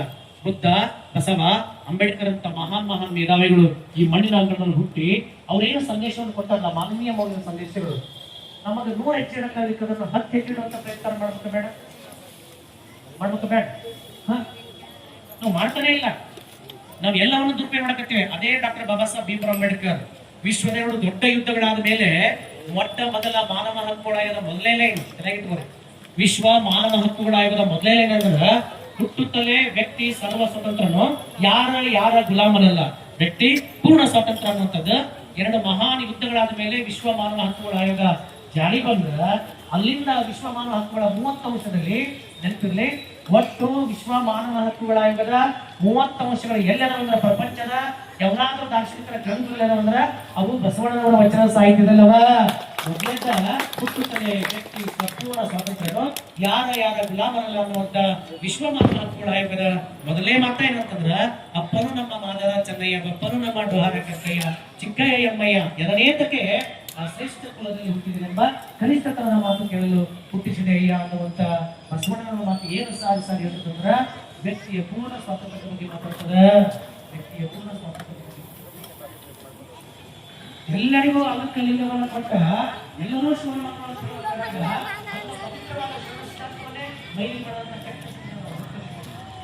ಇಡೀ ಪವಿತ್ರವಾದ ಶಿವನ ಸಿದ್ಧಾಂತವನ್ನೇ ಮಾಡುವಂತ ಕೆಟ್ಟ ಜನರು, ಇಡೀ ಬುದ್ಧನ ಪವಿತ್ರವಾದ ಸಿದ್ಧಾಂತವನ್ನೇ ಯಾವುದ್ರ ಬಗ್ಗೆ ನಾವು ಮಾತಾಡ್ತೀವಲ್ಲ ಅದರ ಪೂರ್ಣ ಅರಿವು ಕೂಡ ನಮ್ಗೆ ಇರ್ಬೇಕು. ಯಾರಿಗೆ ಅರಿವು ಅದರ ಕಳಷ್ಟಕ್ಕೆ ತುಂಬಿಸ್ಕೊಳ್ಳೋ ಮಂದಿ ಅದ. ವಿಚಾರ ಮಾಡುವಂತ ಜನಗಳೇ ಇಲ್ಲ, ಯಾರು ವಿಚಾರ ಮಾಡಂಗಿಲ್ಲ. ನಮ್ಗೆ ಎಷ್ಟು ಕಡೆ ಸ್ಕೂಲ್ಕೊಂಡ ಬರ್ತೀವಿ ನೋಡೋದು. ಗೆದ್ದೆತ್ತಿನ ಬಾಲ ಹಿಡಿದ್ರೆ ನಾವೆಲ್ಲ ಎಷ್ಟು ಚಂದ ಬರ್ತಾರ, ಆಸೀರ್ ಮಟ್ಟ ಬರ್ತಾರ್ರಿ. ವೀರಶೈವ ಲಿಂಗಾಯತಕ್ಕೂ ಯಾವುದೇ ಸಂಬಂಧವಿಲ್ಲ. ಶೈವವೆಂಬ ಒಂದು ಮಹಾವೃಕ್ಷದ ಸಣ್ಣದೊಂದು ಸುಮಧುರ ಫಲ ವೀರಶೈವವಾದರೆ, ಲಿಂಗಾಯತದಲ್ಲಿ ವರ್ಣ ವರ್ಗ ರಹಿತವಾದ ಏಕದೇವೋಪಾಸನೆ ಆರಾಧನೆ ಅಂತ ಆರ್ಸಿ ಹೇಳಿ ಮಾಡ್ತಾರೆ. ಧಾರವಾಡ ಕುಲಪತಿ ಬರೀತಾರೆ. ನಾವು ಅದ್ರ ವಿರುದ್ಧ ವೀರಶೈವ ಅಂತ ತಗೋತೀವಿ ಅಂತ ಹೇಳಿ ನೋಡಿದ್ರಿಂದ ಹಿಸ್ಟ್ರಿ ಸದಾ ಇತಿಹಾಸ ಓದ್ರಲ್ಲ, ಯಾಕೆ ಓದ್ರೆ ಓದ್ಬೇಕಲ್ಲ. ಅದನ್ನು ಡಾಕ್ಟರ್ ಬಾಬಾ ಸಾಹೇಬ್ ಭೀಮರಾವ್ ಮಾಡ್ತಿರ್ತಾರ, ಯಾವನಿಗೆ ಇತಿಹಾಸದ ಪೂರ್ಣ ಪ್ರಜ್ಞೆ ಇರುವುದಿಲ್ಲವೋ ಅವನಿಗೆ ಹೊಸದೊಂದು ಇತಿಹಾಸವನ್ನು ರಚನೆ ಮಾಡುವಂತ ಯಾವ ಅಧಿಕಾರ ಇರುವುದಿಲ್ಲ, ಜ್ಞಾನ ಇರುವುದಿಲ್ಲ ಅನ್ನುವಂತ ಮಾತನ್ನ ಡಾಕ್ಟರ್ ಬಾಬಾ ಸಾಹೇಬ್ ಭೀಮರಾವ್ ಅಂಬೇಡ್ಕರ್ ಹೇಳ್ತಾರೆ. ಯಾಕಂದ್ರೆ ನಾಲೆಜ್ ಇಸ್ ಪವರ್. ಸರಿಯಾಗಿ ಓದಿಲ್ಲ, ಎರಡು ಸೇರಿಸ್ಬಿಟ್ಟು ಬರ್ಕೊಂಡು ಬಸವಣ್ಣನ ದೀಕ್ಷೆ ಯಾವ ಕೊಡ್ತಾರೆ ಅಂದ್ರೆ ಎಲ್ಲ ವಿದ್ಯೆ ಸರಿ ಇರ್ತದ. ಕರ್ತನು ಬಸವಣ್ಣ ಕೇಳಿರೈ ಲಿಂಗಾಯತಕ್ಕೆ, ಕರ್ತನು ಬಸವನೈ ಕೇಳಿರಿ ಲಿಂಗಾಯತಕ್ಕೆ. ಬಸವ ನೀನು ಧರೆಗೆ ಬಂದೆಯೈ, ಬಸವೇ ನೀನು ಧರೆಗೆ ಬಂದ ಕಾರಣ ಲಿಂಗ ಬಂದಿತ್ತು, ಗುರು ಬಂದಿತ್ತು, ಜಂಗಮ ಬಂದಿತ್ತು. ಬಸವ ನೀನು ಧರೆಗೆ ಬಾರದಿದ್ದರೆ ಗುರುವಿಲ್ಲ, ಲಿಂಗವಿಲ್ಲ, ಜಂಗಮವಿಲ್ಲ. ಅರೆ 12ನೇ ಶತಮಾನ ಚಂದ ಬಸವಣ್ಣ ಹೇಳಕತ್ತಾರ. ನೀ ಯಾರ ಹೊಡೆದ ಎಲ್ ನೀ ಯಾರಯ್ಯ? ಅವತ್ತಿನ ಕಾಲಕ್ಕಿದ್ದಂತ ಅಲ್ಲಮ ತಂದ ಹೇಳಕತ್ತಾರ, ಬಸವ ಮರ್ತ್ಯ ಲೋಕದ ಅಂಗಳಕ್ಕೆ ಬಂದನೆಂದು. ಗುರು ಲಿಂಗ ಜಂಗಮ ಪಾದೋದಕ ಪ್ರಸಾದ. ಬಸವ ನೀನು ಬಾರದಿದ್ದರೆ ಧರೆಗೆ ಗುರುವಿಲ್ಲ, ಲಿಂಗವಿಲ್ಲ, ಜಂಗಮವಿಲ್ಲ. ನೀ ಬಂದ ಅಷ್ಟಾವರಣ ಪಂಚಾಚಾರ ಶಾಸ್ತ್ರದ ಮೂಲ ಕರ್ತೃ Basaveshwara is the real founder. ಹೇಗೆ ಬುದ್ಧ ಬೌದ್ಧ ಧರ್ಮದ ಫೌಂಡರ್, ಹೇಗೆ ಮಹಾವೀರ ಜೈನ ಧರ್ಮದ ಶಕ್ತಿಯೋ, ಗೋವಿಂದ ಬೆಳೆಸ್ವಿ ಬಾಬಾ ಸಾಹೇಬ್ ಮಾತು ಸರ್ವಕಾಲಿಕ ಸತ್ಯ. ಹೀಗಾಗಿ ನಾವು ಸರಿಯಾಗಿ ಓದೋದನ್ನು ಮಾಡ್ಬೇಕು. ಯಾವಾಗ್ಲೂ ನಮ್ ಕಡೆ ಓದೋ ಮಾತಿಲ್ಲ. ಆ ದಿಶೆಯಲ್ಲಿ ನಿಮ್ಮೆಲ್ಲರಿಗೂ ಹೇಳೋದೇನಂತಂದ್ರ, ಇವತ್ತು ಅಷ್ಟು ದೊಡ್ಡ ಬಾಬಾ ಸಾಹೇಬ್ ಜಯಂತಿ, ಅದಕ್ಕೆ ಕಾಲಘಟ್ಟಕ್ಕೆ ಅನುಗುಣವಾಗಿನ ಎಕನಾಮಿಕ್ ಮಿನಿಸ್ಟರ್ ಏನೆಲ್ಲವೂ ಇದ್ದಾಗ ಅವ್ರು ಎಷ್ಟು ಗ್ರೌಂಡ್ ತೋರ್ತಿದ್ದಂದ್ರ, ನಮಗ ಒಂದು ಕುರ್ಚಿ ಸಿಗದೆ ಬೇಕಾಗಿತ್ತೆ. ಅದು ಏನು ಕತ್ತಿ ನಮ್ಮದು ಕೇಳಬೇಕು ನೀವು. ನಿಮಗೇನಾರ ಯಾರೊಬ್ಬರು ಮಹಿಳಾ ಅಧ್ಯಕ್ಷ ಮಾಡಿದ್ರೆ ನಿಮಗೆ ಮನೆ ಯಾರು ಕಾಣಂಗಿಲ್ಲ. ನಿಮಗೇನಾರ ಒಬ್ಬರು ಕಾರ್ಪೊರೇಟ್ ಮೆಂಬರ್ ಆದ ಅಂದ್ರೆ ನಿನಗೆ ಹಡ್ದಾರು ಕಾಣಂಗಿಲ್ಲ, ಕಟ್ಕೊಂಡಕ್ಕೆ ಕಾಣಂಗಿಲ್ಲ. ಇದು ನಿಮ್ ಕರ್ಮ. ಎಷ್ಟು ಮಜಾ ಅಲ್ಲ. ಈ ಕುರ್ಚಿ ನಶೆನ ಹಂಗಂತ ಕಾಣಿಸತಿ ನನಗ. ಮತ್ತೆ ಇವ್ರಿಗೆ ನಮಗೆಲ್ಲರೂ ಗೊತ್ತಿರ್ಬೇಕು. ಏನ್ ಗೊತ್ತಿರ್ಬೇಕಂದ್ರ, ನನಗೆ ಈ ಕುರ್ಚಿ ಐತಿ, ಇನ್ನು 5 ನಿಮಿಷ ಐತಂದ ಅಷ್ಟ. ಈ ಕುರ್ಚಿ ಒಂದ್ ದಿವ್ಸಕ್ಕೆ 5 ನಿಮಿಷ, 1 ತಾಸಿಗೆ ಅಷ್ಟ ಈ ಕುರ್ಚಿ ಓನರ್ ನಾನು. ಆದ್ರೆ ನಮ್ಮ ತಲೆಗೆ ಏನು ಬರಿಮೆ ತುಂಬೈತಿ ಅಂದ್ರ, ಈ ಕುರ್ಚಿಯ ಮೇಲೆ ಗಂಗಾವತಿ ಬಂದು ತಂದು ಕುಂದ್ರಸ್ಯಾರ ಅಂದ್ರ ಈ ಕುರ್ಚಿನ ನಂದು ಅಂತ ಕುಂತ್ರ ಅವ ಕೇಳ್ತಾನ ಅಧ್ಯಕ್ಷ ಬಸಣ್ಣ ಅವಾಗ ಮಾರ ಬಾಡಿಗೆ ತಂದು ರೆಡಿ ಆಗ್ತಾರಂತ ನಾವ. ಬಟ್ ನಮ್ಗೆ ನಶೆ ಏನಂತಂದ್ರ, ಒಟ್ಟು ಒಂದು ಕುರ್ಚಿ ಮೇಲೆ ಕುಂತೇವೆ ಅಂದ್ರ ಈ ಕುರ್ಚಿಯ ನಂದ ನಂದ ನಂದ ಅಂತ ಬಡ್ಕೊಂತಿರ್ತೇವೆ ನಾವು. ನೋಡ್ರಿ, ವಯಸ್ಸಾಗಿ ಸಾಯಿ ವಯಸ್ಸಾಗಿರ್ತತಿ, ಅದ್ರ ಸ್ಥಾನ ಬಿಟ್ಕೊಡಕ್ತಾರಂಗಿಲ್ಲ ನಾವು. ನಮ್ಗೆ ವಯಸ್ಸಾಗಿತ್ತಪ್ಪ, ನೀ ವಯಸ್ಸಿದ್ದವದಿದಿ, ನೀ ವಯಸ್ಸು, ನೀ ಮಾಡು, ನಾನು ಬೇರ್ ಆಗ್ತೇನೆ, ನೀ ಚಿಗರಾಗು, ನಾ ಎಲೆ ಆಗ್ತೇನೆ, ನೀನು ಪರಿಮಳ ಆಗು ಅಂತ ಹೇಳುವಂತ ಉದಾರತೆನೆ ಮೊಳಗಿಲ್ಲ. ಒಂದು ಕುರ್ಚಿ ಕೊಟ್ರಿಲ್ಲ ಸಾಯಿ ಮಠ ಅದಕ್ಕೆ ಹೆಣ ಗಂಟೆ ಬಿಟ್ಟಂಗ್ ಬೀಳೋದು. ಅದಕ್ಕೆ ಅವ ಅಂತಿರ್ತಾನ, 6 ಕೋಟಿ ಜನ ಆರಿಸಿರ್ತಾರ, I am a prime minister of Karnataka, I am a chief minister of Karnataka, I am a prime minister of India. ಇದು ನಂದ ನಂದ ನಂದ ನಂದ ಅಂತ ಕುರ್ಚಿ ಬಿಡ್ತಿರ್ತಾನಂತ. ಅದು ಕುರ್ಚಿ ಲೇ ಬುದಿಗೇಡಿ ಕುರ್ಚಿ ಅಂತಿರ್ತಂತ. ನಿನ್ನ 5 ವರ್ಷಕ್ಕೆ ಕಾರಿಸ್ತಂದಾರ, ನಿನ್ನಂತರ ಎಷ್ಟೋ ಮಂದಿ ಮುಖ್ಯಮಂತ್ರಿ ಆಗ್ಯಾರ, ಈ ಕುರ್ಚಿ ಮೇಲೆ ಬಂದಾರ, ಕುಂತಾರ, ಇಳ್ದಾರ, ಹೋಗ್ಯಾರ. ಕುಂತವ್ರೆಲ್ಲರೂ ಇಳಿದು ಮಣ್ಣೊಳಗ ಮಣ್ಣಾಗ್ಯಾರ. ನಾ ಮಾತ್ರ ಹಿಂಗ ಅದೇನಿ. ಖರೆ ಅಂದ್ರ ಈ ಕುರ್ಚಿ ಯಾರ್ದಂದ್ರ, ನಾನಾ ಈ ಕುರ್ಚಿ, ನಾನಾ ದೊಡ್ಡವ, ನೀ ಅಲ್ಲ, ನೀ ಕುಂತ ಒಂದ್ ದಿವ್ಸ ಇಳಿದು ಹೋಗವ ಅಂತ ಕುರ್ಚಿ ಹತ್ತಿತ್ತಂತ. ಇದು ಬುದಿಗೇಡಿ ಬಡದಂತಿರ್ತದಂತ. ಇಲ್ಲ, ನಾನಾ ದೊಡ್ಡವ ಅಂತ ಕುರ್ಚಿಗೆ ಬಿಡ್ತಿತ್ತಂತ. ಇದು ಕುರ್ಚಿ ಹತ್ತಿತ್ತಂತ. ಹೋಗಲೇ ಹಿಂಗ್ ಬಡದಾರ ಎಲ್ಲಾರು ಮಣ್ಣಾಗ ಹೋಗ್ಯಾರ ಅಂತಿತ್ತಂತ. ಈ ಅರಿವು ನಮ್ಗೆ ಯಾರಿಗಿರಂಗಿಲ್ಲ, ಯಾರ್ಯಾರಿಗಿರಂಗಿಲ್ಲ. ನಮಗ ಎಷ್ಟು ಹುಚ್ಚು ಪ್ರಮಾಣಗಿರ್ತೀವಿ ಅಂತಂದ್ರ, ಒಟ್ಟು ಒಂದು ಪದವಿ ಕೊಟ್ಟಾರಂದ್ರ ಎಷ್ಟು ಕೆಟ್ಟಲ್ಲ ಮನುಷ್ಯನ ಮನ್ಸು. ಈ ಪದವಿ, ಈ ಕುರ್ಚಿ ನನಗೇ ಇರ್ಬೇಕಂತ ಅಂದ್ರ, ಇನ್ನೊಬ್ರಿಗೆ ಸಿಗಬಾರ್ದಂತಂದ್ರ ಎಷ್ಟು ನಾಲ್ಕು ಮನ್ಸಲ್ಲ. Yes or no? It's right or wrong? ಅಲ್ರಿ, ಈ ದೇಶದ ಮುಖ್ಯಮಂತ್ರಿ ಆಗೋದಾಗ್ಲಿ, ಈ ದೇಶದ ಪ್ರೈಮ್ ಮಿನಿಸ್ಟರ್ ಆಗೋದಾಗ್ಲಿ, ಈ ದೇಶದ ಪ್ರತಿಯೊಬ್ಬ ಪ್ರಜೆ ಹಕ್ಕದ. ಈ ದೇಶದ ಪ್ರತಿಯೊಬ್ಬ ಪ್ರಜೆ ಹಕ್ಕ. ಮತ್ತ ಅದು ಬೇಡ ಅಂತ ಹೇಳಕ, the vote is the best weapon of in India. ಎಂತ ದೊಡ್ಡ ಅಸ್ತ್ರವನ್ನು ಕೊಟ್ಟರೆ ಬಾಬಾ ಸಾಹೇಬ್ ಅಂದ್ರ, ದ ವೋಟ್ ಅನ್ನೋದೈತಲ್ಲ, it's big one of weapon. ಎಷ್ಟು ದೊಡ್ಡ ಅಸ್ತ್ರವನ್ನ ಬಾಬಾ ಸಾಹೇಬ್ ಕೈ ಕೊಟ್ಟಾರಂದ್ರ, ಎಂತ ಬೇಕಂತ ವ್ಯಕ್ತಿಯನ್ನ, ಯೋಗ್ಯವಾದ ವ್ಯಕ್ತಿಯನ್ನ, ಬೇಕಾದಂತ ವ್ಯಕ್ತಿಯನ್ನ ಆರಿಸಿ ತರುವಂತ ಶಕ್ತಿನ ಯಾರು ನಿಮಗ್ ಕೊಟ್ಟಾರ ಅಂದ್ರ, ಸಂವಿಧಾನದ ಮೂಲಕ ಡಾಕ್ಟರ್ ಬಾಬಾ ಸಾಹೇಬ್ ಭೀಮರಾವ್ ಅಂಬೇಡ್ಕರ್ ಕೊಟ್ಟಾರ. ನೀವೇನ್ ಮಾಡಕತ್ತೀರಿ? ಯಾವ ಏರಿಯಾದಾಗ ಯಾವ್ದು ಜಾತಿ ಜಾಸ್ತಿ ಇರುತ್ತೆ ಅವ ಓಟ್ ಹಾಕೋದು, ಅವ ಉದ್ದಾರ ಆಗಿರ್ತಾನ. ನಿಮ್ ಜೀವನದಾಗ ಉದ್ದಾರ ಮಾಡಿರಂಗಿಲ್ಲ ಅವ. ಯಾವರಾಗಿರ್ಲಿ, ಸೆಡ್ಯೂಲ್ ಕಾಸ್ಟ್ ಲೀಡರ್ ಆಗಿರ್ಲಿ ಅಥವಾ ದೊಡ್ಡ ಲೀಡರ್ ಆಗಿರ್ಲಿ, ಯಾವ ತರ ವ್ಯಕ್ತಿ ಆಗಿರ್ಲಿ, ಅವ ಉದ್ದಾರ ಆಗಿರ್ತಾನೆ ಹೊರತು ಆ ಜನಾಂಗವನ್ನು ಉದ್ದಾರ ಮಾಡ್ರಂಗೆ ಅಲ್ಲವ. ನೋಡಲ್ಲ ನೀವು, ಓಟ್ ಅನ್ನುವಂಥದ್ದು ಮಾರ್ಕೋಬಿಡ್ರಿ ಅಂತಾರೆ Baba Saheb. The vote is the best weapon. ದೊಡ್ಡ ಪವರ್ಫುಲ್ ಅಸ್ತ್ರ ನಿಮ್ ಕೈ ಕೊಟ್ಟಿದ್ದದು. ನೀವೇನ್ ಮಾಡಕತ್ತೀರಿ? ಜುಜ್ಬಿ, ಹೆಂಡ, ಕಂಡ, ಜಾತಿ, ಮತ, ಪಂಥ ಅಂತ ಮಾರ್ಕೊಂಡ್ಬಿಡ್ತೀರಿ. ಅದನ್ನ ಮಾರ್ಕೊಳಕ್ ಕೊಟ್ರ ಅದನ್ನ. ನಿಮ್ಮ ದೊಡ್ಡ ಶಕ್ತಿ ಅದ. ನಿಮ್ಗೆ ಯಾರು ಬೇಕು ಅವ್ರು ನಾರಿಸ್ತಾರಂತ ದೊಡ್ಡ ತಾಕತ್ ಅದಕ್ಕದ. ಅದನ್ನ ಬಿಟ್ಟು ನಾ ಇದಕ್ಕೆ ಹೆಂಗ ಕಿಂಗ್ಡಮ್ ಇದೆ, ನಾನು ನಿಮ್ಮನ್ನ ಕೇಳಕತ್ತೀನಿ. ಇದಕ್ಕೆ ಪ್ರಜಾಪ್ರಭುತ್ವ ಅಂತ ಯಾವಾಗ ಗೊತ್ತ? Democracy is the government by the people for the people ಅಲ್ಲ. ಇಲ್ಲ ಅವ್ನು ಮಾತಿಲ್ಲ, ಜಾನ್ ಎಫ್ ಕೆನಡಿ ಹೇಳ್ತಾನಲ್ಲ, ಹೇಳಂಗಿಲ್ಲ. ಅಬ್ರಾಹಂ ಲಿಂಕನ್ ಹೇಳ್ತಾನಲ್ಲ. What is the democracy? The democracy means it's government of the people for the people by the people, right? ಪ್ರಜೆಗಳೇ ಪ್ರಜೆಗಳಿಗಾಗಿ ಪ್ರಜೆಗಳಿಗೋಸ್ಕರ ಆಳಲ್ಪಡುವಂತ ಸರ್ಕಾರವನ್ನ ಪ್ರಜಾಪ್ರಭುತ್ವ ಅಂತೀವಿ. ನಾನು ನಿಮ್ಮನ್ನ ಕೇಳಕತ್ತೀನಿ, ಒಬ್ಬವನ 50 ವರ್ಷ ಆರಿಸಿ ಬರ್ತಾನಂದ್ರ it's a rule of king, it's not a democracy. ವಿಚಾರ ಮಾಡಲ್ಲ ಒಂದ್ಸಲ. ಒಬ್ಬವನ 50 ಸಲ ಆರಿಸಿ ಬರಕತ್ತಾನಂದ್ರ ಒಬ್ಬವನ ಒಂದು ಕ್ಷೇತ್ರದಾಗ 10 ಸಲ ಆರಿಸಿ ಬರಕತ್ತಾನಂತಂದ್ರ ಅದಕ್ಕ ಪ್ರಜಾಪ್ರಭುತ್ವ ಅನ್ನಂಗಿಲ್ಲ. ಪ್ರಜಾಪ್ರಭುತ್ವ ಅಂದ್ರೆ ನಿಮ್ ತಾಕತ್ ಅಂತಂದ್ರೆ ಈ ದೇಶದ ಪ್ರಜೆಗಳ ತಾಕತ್ತ ರೋಡ್ನಾಗ ಹೋಗೋನು ಕೂಡ ಆರಿಸಿ ತಂದ ದೇಶ ಸೇವೆ ಮಾಡೋ ಅನ್ನುವಂತ ತಾಕತ್ ಯಾರಿಗೈತಂದ್ರ ಅದು ಪ್ರಜೆಗಳಿಗೆ ಐತಿ. The vote is very valuable, it's very valueful. So ಅದಕ್ಕ ಅದನ್ನ ಎದಕ್ಕರ ಜಾತಿಗೆನೋ ಮತಕ್ಕನೋ ಪಂಥಕ್ಕೋ ಮಾರ್ಕೊಳಕ್ ಹೋಗ್ಬೇಡ್ರಿ. ರಾಷ್ಟ್ರವನ್ನ ಕಟ್ಟುವಂತಹ, ರಾಷ್ಟ್ರದ ಜನತೆಯ ಸಂಕಲ್ಪವನ್ನು ಈಡೇರಿಸುವಂತ ನಾಯಕನನ್ನ ಆರಿಸ್ತರಬೇಕೆ ಹೊರತು ಅದನ್ನ ಬಿಟ್ಟು ಬೇರೆ ಏನಾರ ಮಾಡಿಬಿಟ್ರಿ ಅಂದ್ರ ಈ ದೇಶ, ಈ ರಾಷ್ಟ್ರ ಜೀವನದಾಗ ಉದ್ಧಾರ ಆಗಲ್ಲ. ಅದಕ್ಕ ಈ ರಾಷ್ಟ್ರಕ್ಕೆ ದೊಡ್ಡ ಮೂಲ ಏನಂತಂದ್ರ untouchability. It's a big cancer ರೋಗ. ಮುಟ್ಟಿದ್ರನ ಮನುಷ್ಯ ಮೈಲಿ ಹಾಕಾನ ಅಂದ್ರ ಎಂತ ಹೊಲಸು ಪದ್ಧತಿ ಹೇಳಲ್ಲ, ಎಷ್ಟು ಹೊಲಸು ಸಂಪ್ರದಾಯ. ನಾವು ಆಚಾರವಂತರಾಗಿರ್ಬೇಕಷ್ಟೇ, ಪ್ರಾಮಾಣಿಕರಾಗಿರ್ಬೇಕಷ್ಟೇ, ನೀತಿವಂತರಾಗಿರ್ಬೇಕಷ್ಟೇ. ನೀತಿ ಇಲ್ಲವೇನೋ, ನೀತಿಹೀನ ಎಲ್ಲವನ್ನೂ ಕೂಡ ಅವನೇ ಹುಲಿಗೆಟ್ಟವನೇ ಅಂತ ಅದನ್ನ ತಿಳ್ಕೊಳ್ಳಿಲ್ಲ ನಾವು. ಒಟ್ಟ ಅರ್ಥನ ಆಗ್ಲಿಲ್ಲ ನಮಗ. ನೋಡ್ರಿ, ಅವಸರವಾಗಿ ಹೊಂಟಾರ ಬಸವಣ್ಣವ್ರು, ಹೋಗೋಸ್ಕೊಂಡು ಹೊಂಟಿಲ್ಲ. ಕಟ್ಟ ಕಡೆಯ ಕೇರಿ ಅಂಗಳಕ್ಕೆ ನಡೆದು ಹೋಗುತ್ತಿದ್ದನೇ ಬಸವ, ನಡೆದು ಅವಸರದಿ ಕಾಯಕಕ್ಕೆ ಹೊರಟಾಗ ದೂರದಿಂದ ಶಬ್ದ ಬರುತ್ತಿತ್ತು. ಬಸವ ಬಸವ ಎಂಬ ಮಂತ್ರ ಉಚ್ಚರಿಸುತ್ತಿತ್ತು. ಬಸವ ಬಸವ ಎಂಬ ಮಂತ್ರವನ್ನು ಕೇಳಿ 6 ಈ ಮಧ್ಯಾಹ್ನದ ಹೊತ್ತಿನಲ್ಲಿ ಮಂತ್ರ ಜಪಿಸುತ್ತಿಪ್ಪರೆಂದು ಅವಸರದಿ ನೋಡಲು ಹೋದರೆ ಅಲ್ಲಿ ಹರಿದ ಗುಡಿಸಲು, ಆ ಗುಡಿಸಲೊಳಗ ಅಂಗದ ಮೇಲೆ ಲಿಂಗಾಡಕೊಂಡ ಬಸವ ಬಸವ ಅನ್ನುವಂತ ನಿತ್ಯ ಲಿಂಗಾರ್ಚನೆ ಮಾಡಕತ್ತಾರ. ತಮ್ಮ ಮಧ್ಯಾಹ್ನದ ಪೂಜೆಯನ್ನು ಮಾಡಕತ್ತಾರ. ಆ ಮಧ್ಯಾಹ್ನದ ಪೂಜೆಯನ್ನು ನೋಡಿ ನಾನು ಪ್ರಧಾನಮಂತ್ರಿ ಇದ್ದೀನಿ, ನಾನು ವಿತ್ತ ಮಂತ್ರಿ ಇದ್ದೀನಿ ಅಂತ ಒಳಗೋಗ್ಲಿಲ್ಲ. ಬಸವಣ್ಣವರು ಶಿವ ಪೂಜೆಗೆಂದು ಸಲ್ಲಿಪ್ಪ ಮಹಾಶರಣ ಕುಳಿತಿರುವನು ಬೇಡ ಅಂತ ಅಲ್ಲೇ ಹೊರಗೆ ಕುಂದಿರ್ತಾರೆ. ನೆನಪಿರ್ಲಿ ನಿಮಗೆ, ಹೊರಗೆ ಕುಂದಿರ್ತಾರ. ಯಾವಾಗ ತಮ್ಮ ಪೂಜೆ ಮುಗಿದಾದ ಮೇಲೆ ಲಿಂಗದ ನೀರನ್ನ, ಮಜ್ಜದ ನೀರನ್ನ ಗಿಡಕ್ಕೆ ಹಾಕಿ ಹೋಗ್ತಾರಲ್ಲ, ಆ ಗಿಡಕ್ಕೆ ಹಾಕಿ ಹೋದಾಗ ಬಸವಣ್ಣವ್ರು ಕೂತಿದ್ದು ನೋಡ್ತಾರ. ಅಯ್ಯ ಅಯ್ಯ ಬಸವಯ್ಯ, ನಮ್ಮಂತ ಬಿದ್ದವರಿಗೆ ದಶದಿಕ್ಕಾಗಿ ಬಂದವರು ನೀವು ನಮ್ಮ ಗುಡಿಸಲ ಅಂಗಳಕ್ಕೆ ಕುಂದಿರುವುದರೇನು ಬಸವ? ನನ್ನ ಪ್ರಾಣವೇ ಹೋಗಿತ್ತು, ದಯಮಾಡಿ ನನ್ನ ಮನೆ ಅಂಗಳಕ್ಕೆ ಬರಬೇಕು. ನಾವು ಬಡವರೆಂದು ಬರಲಿಲ್ಲವೇ, ನಾವು ಉಳ್ಳವರಲ್ಲವೆಂದು ಬರಲಿಲ್ಲವೇ ಅಂತ ಕೇಳಿದ್ರ, ಇಲ್ಲ ಮಾರಯ್ಯ, ನಿನ್ನ ಶಿವಭಕ್ತಿಗೆ ಧಕ್ಕೆ ಬರಬಾರ್ದಂತ ನಾ ಇಲ್ಲೇ ಕುಂತಿದ್ದೆ, ನಡಿ ನಿನ್ನ ಮನೆಯೊಳಗೆ ಬರ್ತೀನಿ ಅಂತ ಬಸವಣ್ಣವ್ರು ಬಂದ್ರ. ಅಯ್ಯ ಅಯ್ಯ ಬಸವಯ್ಯ, ಈ ಕ್ಷಣ ನಾನೂ ಪ್ರಸಾದ ಹೊತ್ತು ನೀವು ನನ್ನ ಮನೆಯ ಅಂಬಲಿ ನೋಡ್ಬೇಕು ಅಂದಾಗ, ನೀವು ನನ್ನ ಮನೆಯ ಅಂಬಲಿ ಪ್ರಸಾದವನ್ನು ಮಾಡ್ಬೇಕಂದಾಗ ಯಾರು ಬೇಡ ಅಂತಾರ ಅಂತ ಹೇಳಿ ಅವ್ರ ಜೊತೆ ಕುತ್ಕೊಂಡು ಅಂಬಲಿ ಪ್ರಸಾದ ಮಾಡಿಸ್ತಾರ. ಇಲ್ಲಿ ಅಂಬಲಿ ಉಂಡ ರಾಜ ದರ್ಬಾರಕ್ಕೆ ಹೋಗಿರ್ತಾರ, ಅಲ್ಲಿ ಬೆಂಕಿ ಎತ್ತಿರ್ತ. ಆಗ್ಲೇ I am not joking, I am very serious. ಅಲ್ಲಿ ಆಗ್ಲೇ ಬೆಂಕಿ ಬಿಡಿರುತ್ತೆ. ಆಗ್ಲೇ ದೊಡ್ಡವರೆಲ್ಲ ವಿಷಯ ಬಿಚ್ಚಣಿಗೆ ಹೋಗಿ ಬಿಡ್ತಾನ. ನೋಡು ಬಿಜ್ಜಳ, ಶಿವಭಕ್ತೆಯ ಹೊಸಕುಲವನ್ನೇ ಹುಟ್ಟಿದನೆಂಬ ಬಸವೇಶ್ವರ ತಮ್ಮ ಧರ್ಮ ಶಿವಭಕ್ತರ ಧರ್ಮವೆಂದು ಆ ಕಟ್ಟ ಕಡೆಯ ಕೇರಿಯ ಮನೆ ಅಂಗಳಕ್ಕೆ ಹೋಗಿ ಅಂಬಲಿನುಂಡು ರಾಜ ದರ್ಬಾರಕ್ಕೆ ಬರುತ್ತಿದ್ದಾನೆ. ರಾಜ ದರ್ಬಾರವೇ ಮೈಲಿಯಾಗುವುದು, ಸಿಂಹಾಸನವನ್ನು ಹೊರಗೆ ಹಾಕ್ರಿ ಅಂತ ಹೇಳ್ತಾರೆ. ನೋಡ್ರಿ ಅಂತ ಮಾತು. ಆಗ್ಲೇ ಸಿಂಹಾಸನ ಅರಮನೆ ಕುದಿಸ್ಬಿಟ್ಟಿರ್ತಾರ. ಇಡೀ ಮಹಾಮಂತ್ರಿ ಸಿಂಹಾಸನ, ರಾಜನ ಸಿಂಹಾಸನ ಹೊರಗೆ ಇರ್ತದೆ. ಸಾವಿರ ಜನಗಳು ಹೊರಗೆ ಕುಂತಿರ್ತಾರ. ನೋಡ್ತಾನ ಬಸವೇಶ್ವರ ಒಂದು ಕ್ಷಣಕ್ಕೆ ನೋಡಿ ಸಂಬೋಳಿ ಅಂತ ಜೋರಾಗಿ ತಮ್ಮೊಳಗೆ ಕೂಗ್ತಾರ. ಕೂಗಿ ಆ ಸಭೆಯ ಅರಮನೆ ಘಟ್ಟಕ್ಕೆ ಬಂದು ನಿಲ್ತಾರ. ಬಸವೇಶ್ವರ, ನೀವು ಕಟ್ಟ ಕಡೆಯ ಕೇರಿ ಅಂಗಳಕ್ಕೆ ಹೋಗಿ ಅಂಬಲಿಯನ್ನು ಉಂಡಿದ್ದು ದಿಟವೇ?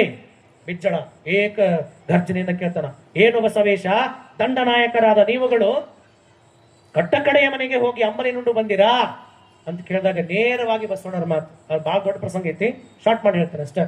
ನೇರವಾಗಿ ಬಸವಣ್ಣರ ಮಾತು, ಇಲ್ಲ ಬಿಜ್ಜಳ, ನಾನಾವ ಕಟ್ಟ ಕಡೆಯ ವ್ಯಕ್ತಿಯ ಮನೆಗೂ ಹೋಗಿಲ್ಲ, ನಾನಾವ ಕೆರೆಯ ಮನೆಗೆ ಹೋಗಿ ಅಂಬಲಿಯನ್ನ ಉಂಡಿಲ್ಲ. ಎದ್ ನಿಂತ್ಬಿಡ್ತಾರೆ ಇವರಿಬ್ರು, ಮಂಚಣ್ಣ ಆದಿಯಾಗಿ ಎಲ್ಲರೂ.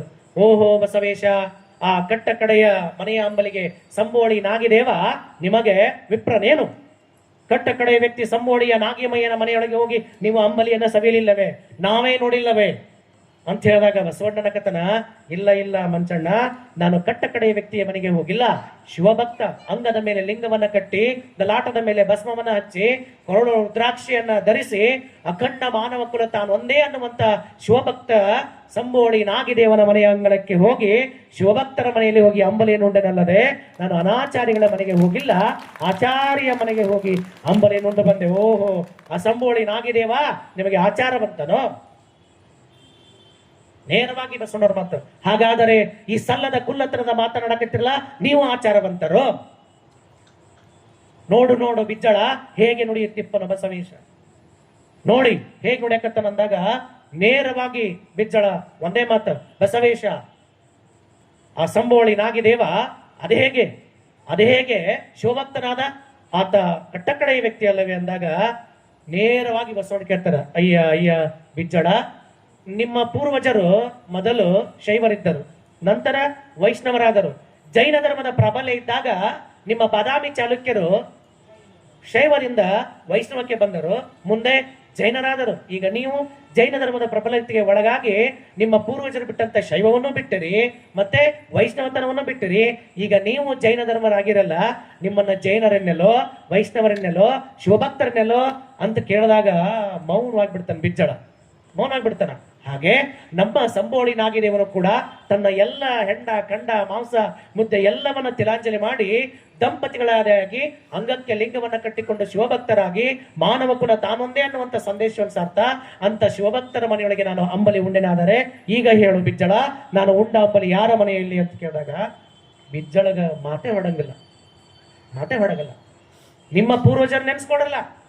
ಈ ಲಿಂಗಾಯತರ ಮೇಲೆ ಶೆಟ್ರ್ ಅಂತದಾರಲ್ಲ, ಅವ್ರಷ್ಟು ಜೈನರ ಮೊದಲ ಬಸವಣ್ಣನವರ ಕಾಲಕ್ಕೆ ಲಿಂಗಾಯತರ ಪ್ರಭಾವಕ್ಕೊಳಗಾಗಿ ಇಡೀ ಶೆಟ್ರ್ ಅಂತ ಬಣಿಜರಂತದಲ್ಲ, ಅವ್ರಷ್ಟು ಜೈನರು, ಎಲ್ಲರೂ ಜೈನರು, ನೋ ಡೌಟ್. ಹಂಗಾರೆ ನಿಮ್ನೆ ಅನ್ಬೇಕೀಗ ಜೈನರ ಅನ್ಬೇಕು ಲಿಂಗಾಯತರ ಅನ್ಬೇಕು? ಹಂಗ ಬಸವೇಶ್ವರರ ಪ್ರಶ್ನೆಗೆ, ದಂಡನಾಯಕರ ಪ್ರಶ್ನೆಗೆ ಆಗಬಹುದು ಬಸವೇಶ ತಾವು ಇಟ್ಟ ಹೆಜ್ಜೆ ದಿಟ್ಟ ಹೆಜ್ಜೆ ಎಂದು ನಾವು ಬಲ್ಲೆವು, ಮೂರ್ಖರು ಮತ್ತೆ ಮತ್ತೆ ನಮ್ಮನ್ನು ಪ್ರಶ್ನಿಸುತ್ತಿಪ್ಪರು, ಆ ಮೂರ್ಖರ ಪ್ರಶ್ನೆಗೆ ಉತ್ತರವ ಕೊಡಲೆಂದು ಈ ಸಭೆಯಲ್ಲದೆ ಮತ್ತೇನು ಅಲ್ಲ ಬಸವೇಶ್ವರ. ನೀವು ಈಗಲೂ ನಮ್ಮ ದಂಡನಾಯಕರು, ಮುಂದೆಯೂ ನಮ್ಮ ದಂಡನಾಯಕರು. ನಿಮ್ಮಿಂದಲೇ ನೆಲಕ್ಕೆ ಹೊಸ ಸಿದ್ಧಾಂತದ ಉಗಮವಾಗುವುದು, ನಿಮಗೆ ನಮ್ಮ ಶರಣು ಬಸವೇಶ ಅಂತ ಬಿಜ್ಜಳ ನಮಸ್ಕಾರ ಮಾಡ್ತಾನಂದ್ರ what a great philosophy in the earth, what a great philosophy in the earth. ಅಂತಹ ದೊಡ್ಡ ಸಿದ್ಧಾಂತಕ್ಕ ಬದ್ಧರಾಗಿ ಸಂವಿಧಾನದ ಎಲ್ಲ ಕಾಯ್ದೆಗಳನ್ನು ಕೊಟ್ಟವರು. ನಾಳೆ ನೆನ್ಪು ಮಾಡ್ರಿ, ಆ 30 ಸಂವಿಧಾನದ ಹಕ್ಕುಗಳೇನ, ಭಾರತ ದೇಶದ ಸಂವಿಧಾನಗಳೇನ, ಅದರಲ್ಲಿ ಕರ್ತವ್ಯಗಳೇನ ಮತ್ತೆ ಹಕ್ಕುಗಳೇನ. ನಾವು ಕೇವಲ ಹಕ್ಕುಗಳಾಗಿ ಫೈಟ್ ಮಾಡಕತ್ತೀವಿ ಎಲ್ಲ ಭಾರತೀಯರು. ಹಕ್ಕು ಸಿಗ್ಲಿಲ್ಲ ಅಂದ್ರೆ ಹೋರಾಟಕ್ಕ. ಅದರಲ್ಲಿ ಮೂಲ ಒಂದು ಕರ್ತವ್ಯ ಏನ್ ಗೊತ್ತಾ? ಸಾರ್ವಜನಿಕ ಸಂಪತ್ತು ರಾಷ್ಟ್ರದ ಸಂಪತ್ತು. ಸಾರ್ವಜನಿಕ ಸಂಪತ್ತನ್ನ ಹಾಳು ಮಾಡಬೇಡಿ ಅನ್ನೋದ ಮೊದಲೇ ಕರ್ತವ್ಯ. ನೀವು ಸ್ಟ್ರೈಕ್ ಮಾಡಕತ್ರ ಮೊಟ್ಟ ಮೊದಲು ಏನ್ ಮಾಡ್ತೀರಿ? ಹೆಣ್ಣರಾಗ್ಲಿ ಗಂಡರಾಗ್ಲಿ ಸರಿ ಹೇಳಲ್ಲ, ಏನ್ ಮಾಡ್ತೀರಿ? ನಿಮ್ಮನೆ ಕೇಳಕತ್ತೀನಿ. ಬಾಬಾ ಸಾಹೇಬ್ ಕೊಟ್ಟಂತ ಮೊದಲನೇ ಕರ್ತವ್ಯ ಅಂತಂದ್ರ ರಾಷ್ಟ್ರದ ಸಂಪತ್ತು, ಸಾರ್ವಜನಿಕ ಸಂಪತ್ತು ರಾಷ್ಟ್ರದ ಸಂಪತ್ತು, ಅದು ಪ್ರಜೆಗಳ ಸಂಪತ್ತು, ಅದನ್ನ ಹಾಳ ಮಾಡುವ ಹಕ್ಕು ಯಾರಿಗೂ ಇಲ್ಲ ಅಂತದ. ನೀವು ಸ್ಟ್ರೈಕ್ ಮಾಡಕತ್ರ ಮೊಟ್ಟ ಮೊದಲು ಮಾಡೋ ಕೆಲಸನೇ ಏನು? ಒಗಿರ್ಲೆ KSRTC ಬಸ್ಸಿಗೆ ಬೆಂಕಿ ಹಚ್ಚ, ಅದಕ್ಕೆ ಟೈರ್ ಸುಡ್ರಿ, ಒಡೆ ದೀಪ ಬಿದಿ ದೀಪ ಒಡ್ರಿ ಅಂದ್ರೆ ಇದು ಸಾರ್ವಜನಿಕ ಸಂಪತ್ತು ರಾಷ್ಟ್ರ ಸಂಪತ್ತು. ಮತ್ತೆ ಅದನ್ನ ಒಡೆದ್ರ ಮೂಲಕ ನೀವು ಸ್ಟ್ರೈಕ್ ಮಾಡಕತ್ತೀರಿ ಅಂತಂದ್ರ where is your knowledge, where is your knowledge, ಎಲ್ಲೈತ್ ನಮ್ ಜ್ಞಾನ ಅಂತ ಅದಕ್ಕೆ ಕೇಳಕತ್ತಾರ. First we have the go to then well education, ಶಿಕ್ಷಣ, ಸಂಘಟನೆ, ಹೋರಾಟ, ಅವಾಗ ಗೊತ್ತಾಗ್ತದ ರಾಷ್ಟ್ರದ ಸಂಪತ್ತನ್ನು ನಾವು ಹಾಳು ಮಾಡುದು ಅಂತೇಳಿ.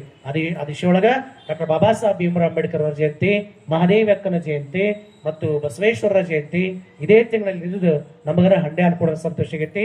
3 ಅನರ್ಘ್ಯ ರತ್ನಗಳ ಜಯಂತಿ ಈ ತಿಂಗಳದಾಗ ಬಂದಿದ್ದಕ್ಕೆ ನಾವೆಲ್ಲರೂ ಕೂಡ ಅವರ ತತ್ವ ಮತ್ತು ಬದ್ಧತೆಗೆ ಬದ್ಧರಾಗಿರ್ಬೇಕೇ ಹೊರತು ನಾವೆಂದೂ ಕೂಡ ತತ್ವದಿಂದ ವಿಮುಖರಾಗಬಾರ್ದು. ತತ್ವಕ್ಕಾಗಿ ತಮ್ಮ ಪ್ರಾಣವನ್ನೇ ತ್ಯಾಗ ಮಾಡಿದಾರೆ ಬಸವಾದಿ ಬ್ರಹ್ಮತರು. ತತ್ವಕ್ಕಾಗಿ ಹೂ ಅಂದಿದ್ರ ಇರ್ಬೋದಾಗಿತ್ತು ಅವರು ದಂಡನಾಯಕರಾಗಿ, ಆದ್ರೆ ಯಾವತ್ತೂ ಆ ಕೆಲಸ ಮಾಡಲಿಲ್ಲ. ಆ ದಿಶೆಯೊಳಗ ನೀವು ಕೂಡ ತತ್ವಕ್ಕಾಗಿ ಬದುಕ್ರೆ ಹೊರತು ಅನ್ಯಾಯಕ್ಕಾಗಿ ಬದುಕೋದು ಬೇಡ, ಇನ್ನೊಬ್ರು ತಲೆ ಹೊಡೆದು ಬದುಕೋದು ಬೇಡ, ಇನ್ನೊಬ್ರಿಗೆ ಮೋಸ ಮಾಡೋದು ಬೇಡ, ನಮಗೆ ಏನಾರ ಸವಲತ್ತು ಕೊಟ್ಟತೆ ಅಂತ ದುರುಪಯೋಗ ಮಾಡ್ಕೊಳ್ಳೋದು ಬೇಡ. ರಾಷ್ಟ್ರದ ಸಂಪತ್ತು ಪ್ರಜೆಗಳ ಸಂಪತ್ತು ಎರಡನ್ನೂ ತಲೆಯಾಗಿಟ್ಕೊಂಡ ನಾವು ಬದುಕಬೇಕು ಅನ್ನುವಂತ ಮಾತನ್ನು ಹೇಳಿ ಇವತ್ತಿನ ಬಾಬಾ ಸಾಹೇಬ್ ಭೀಮರಾವ್ ಅಂಬೇಡ್ಕರ್ ಜಯಂತಿ ಮುಂದಿನ ವಾರ್ತೆಗಳೊಂದಿಗೆ ಭೇಟಿಯಾಗೋಣ. ನಮಸ್ಕಾರ.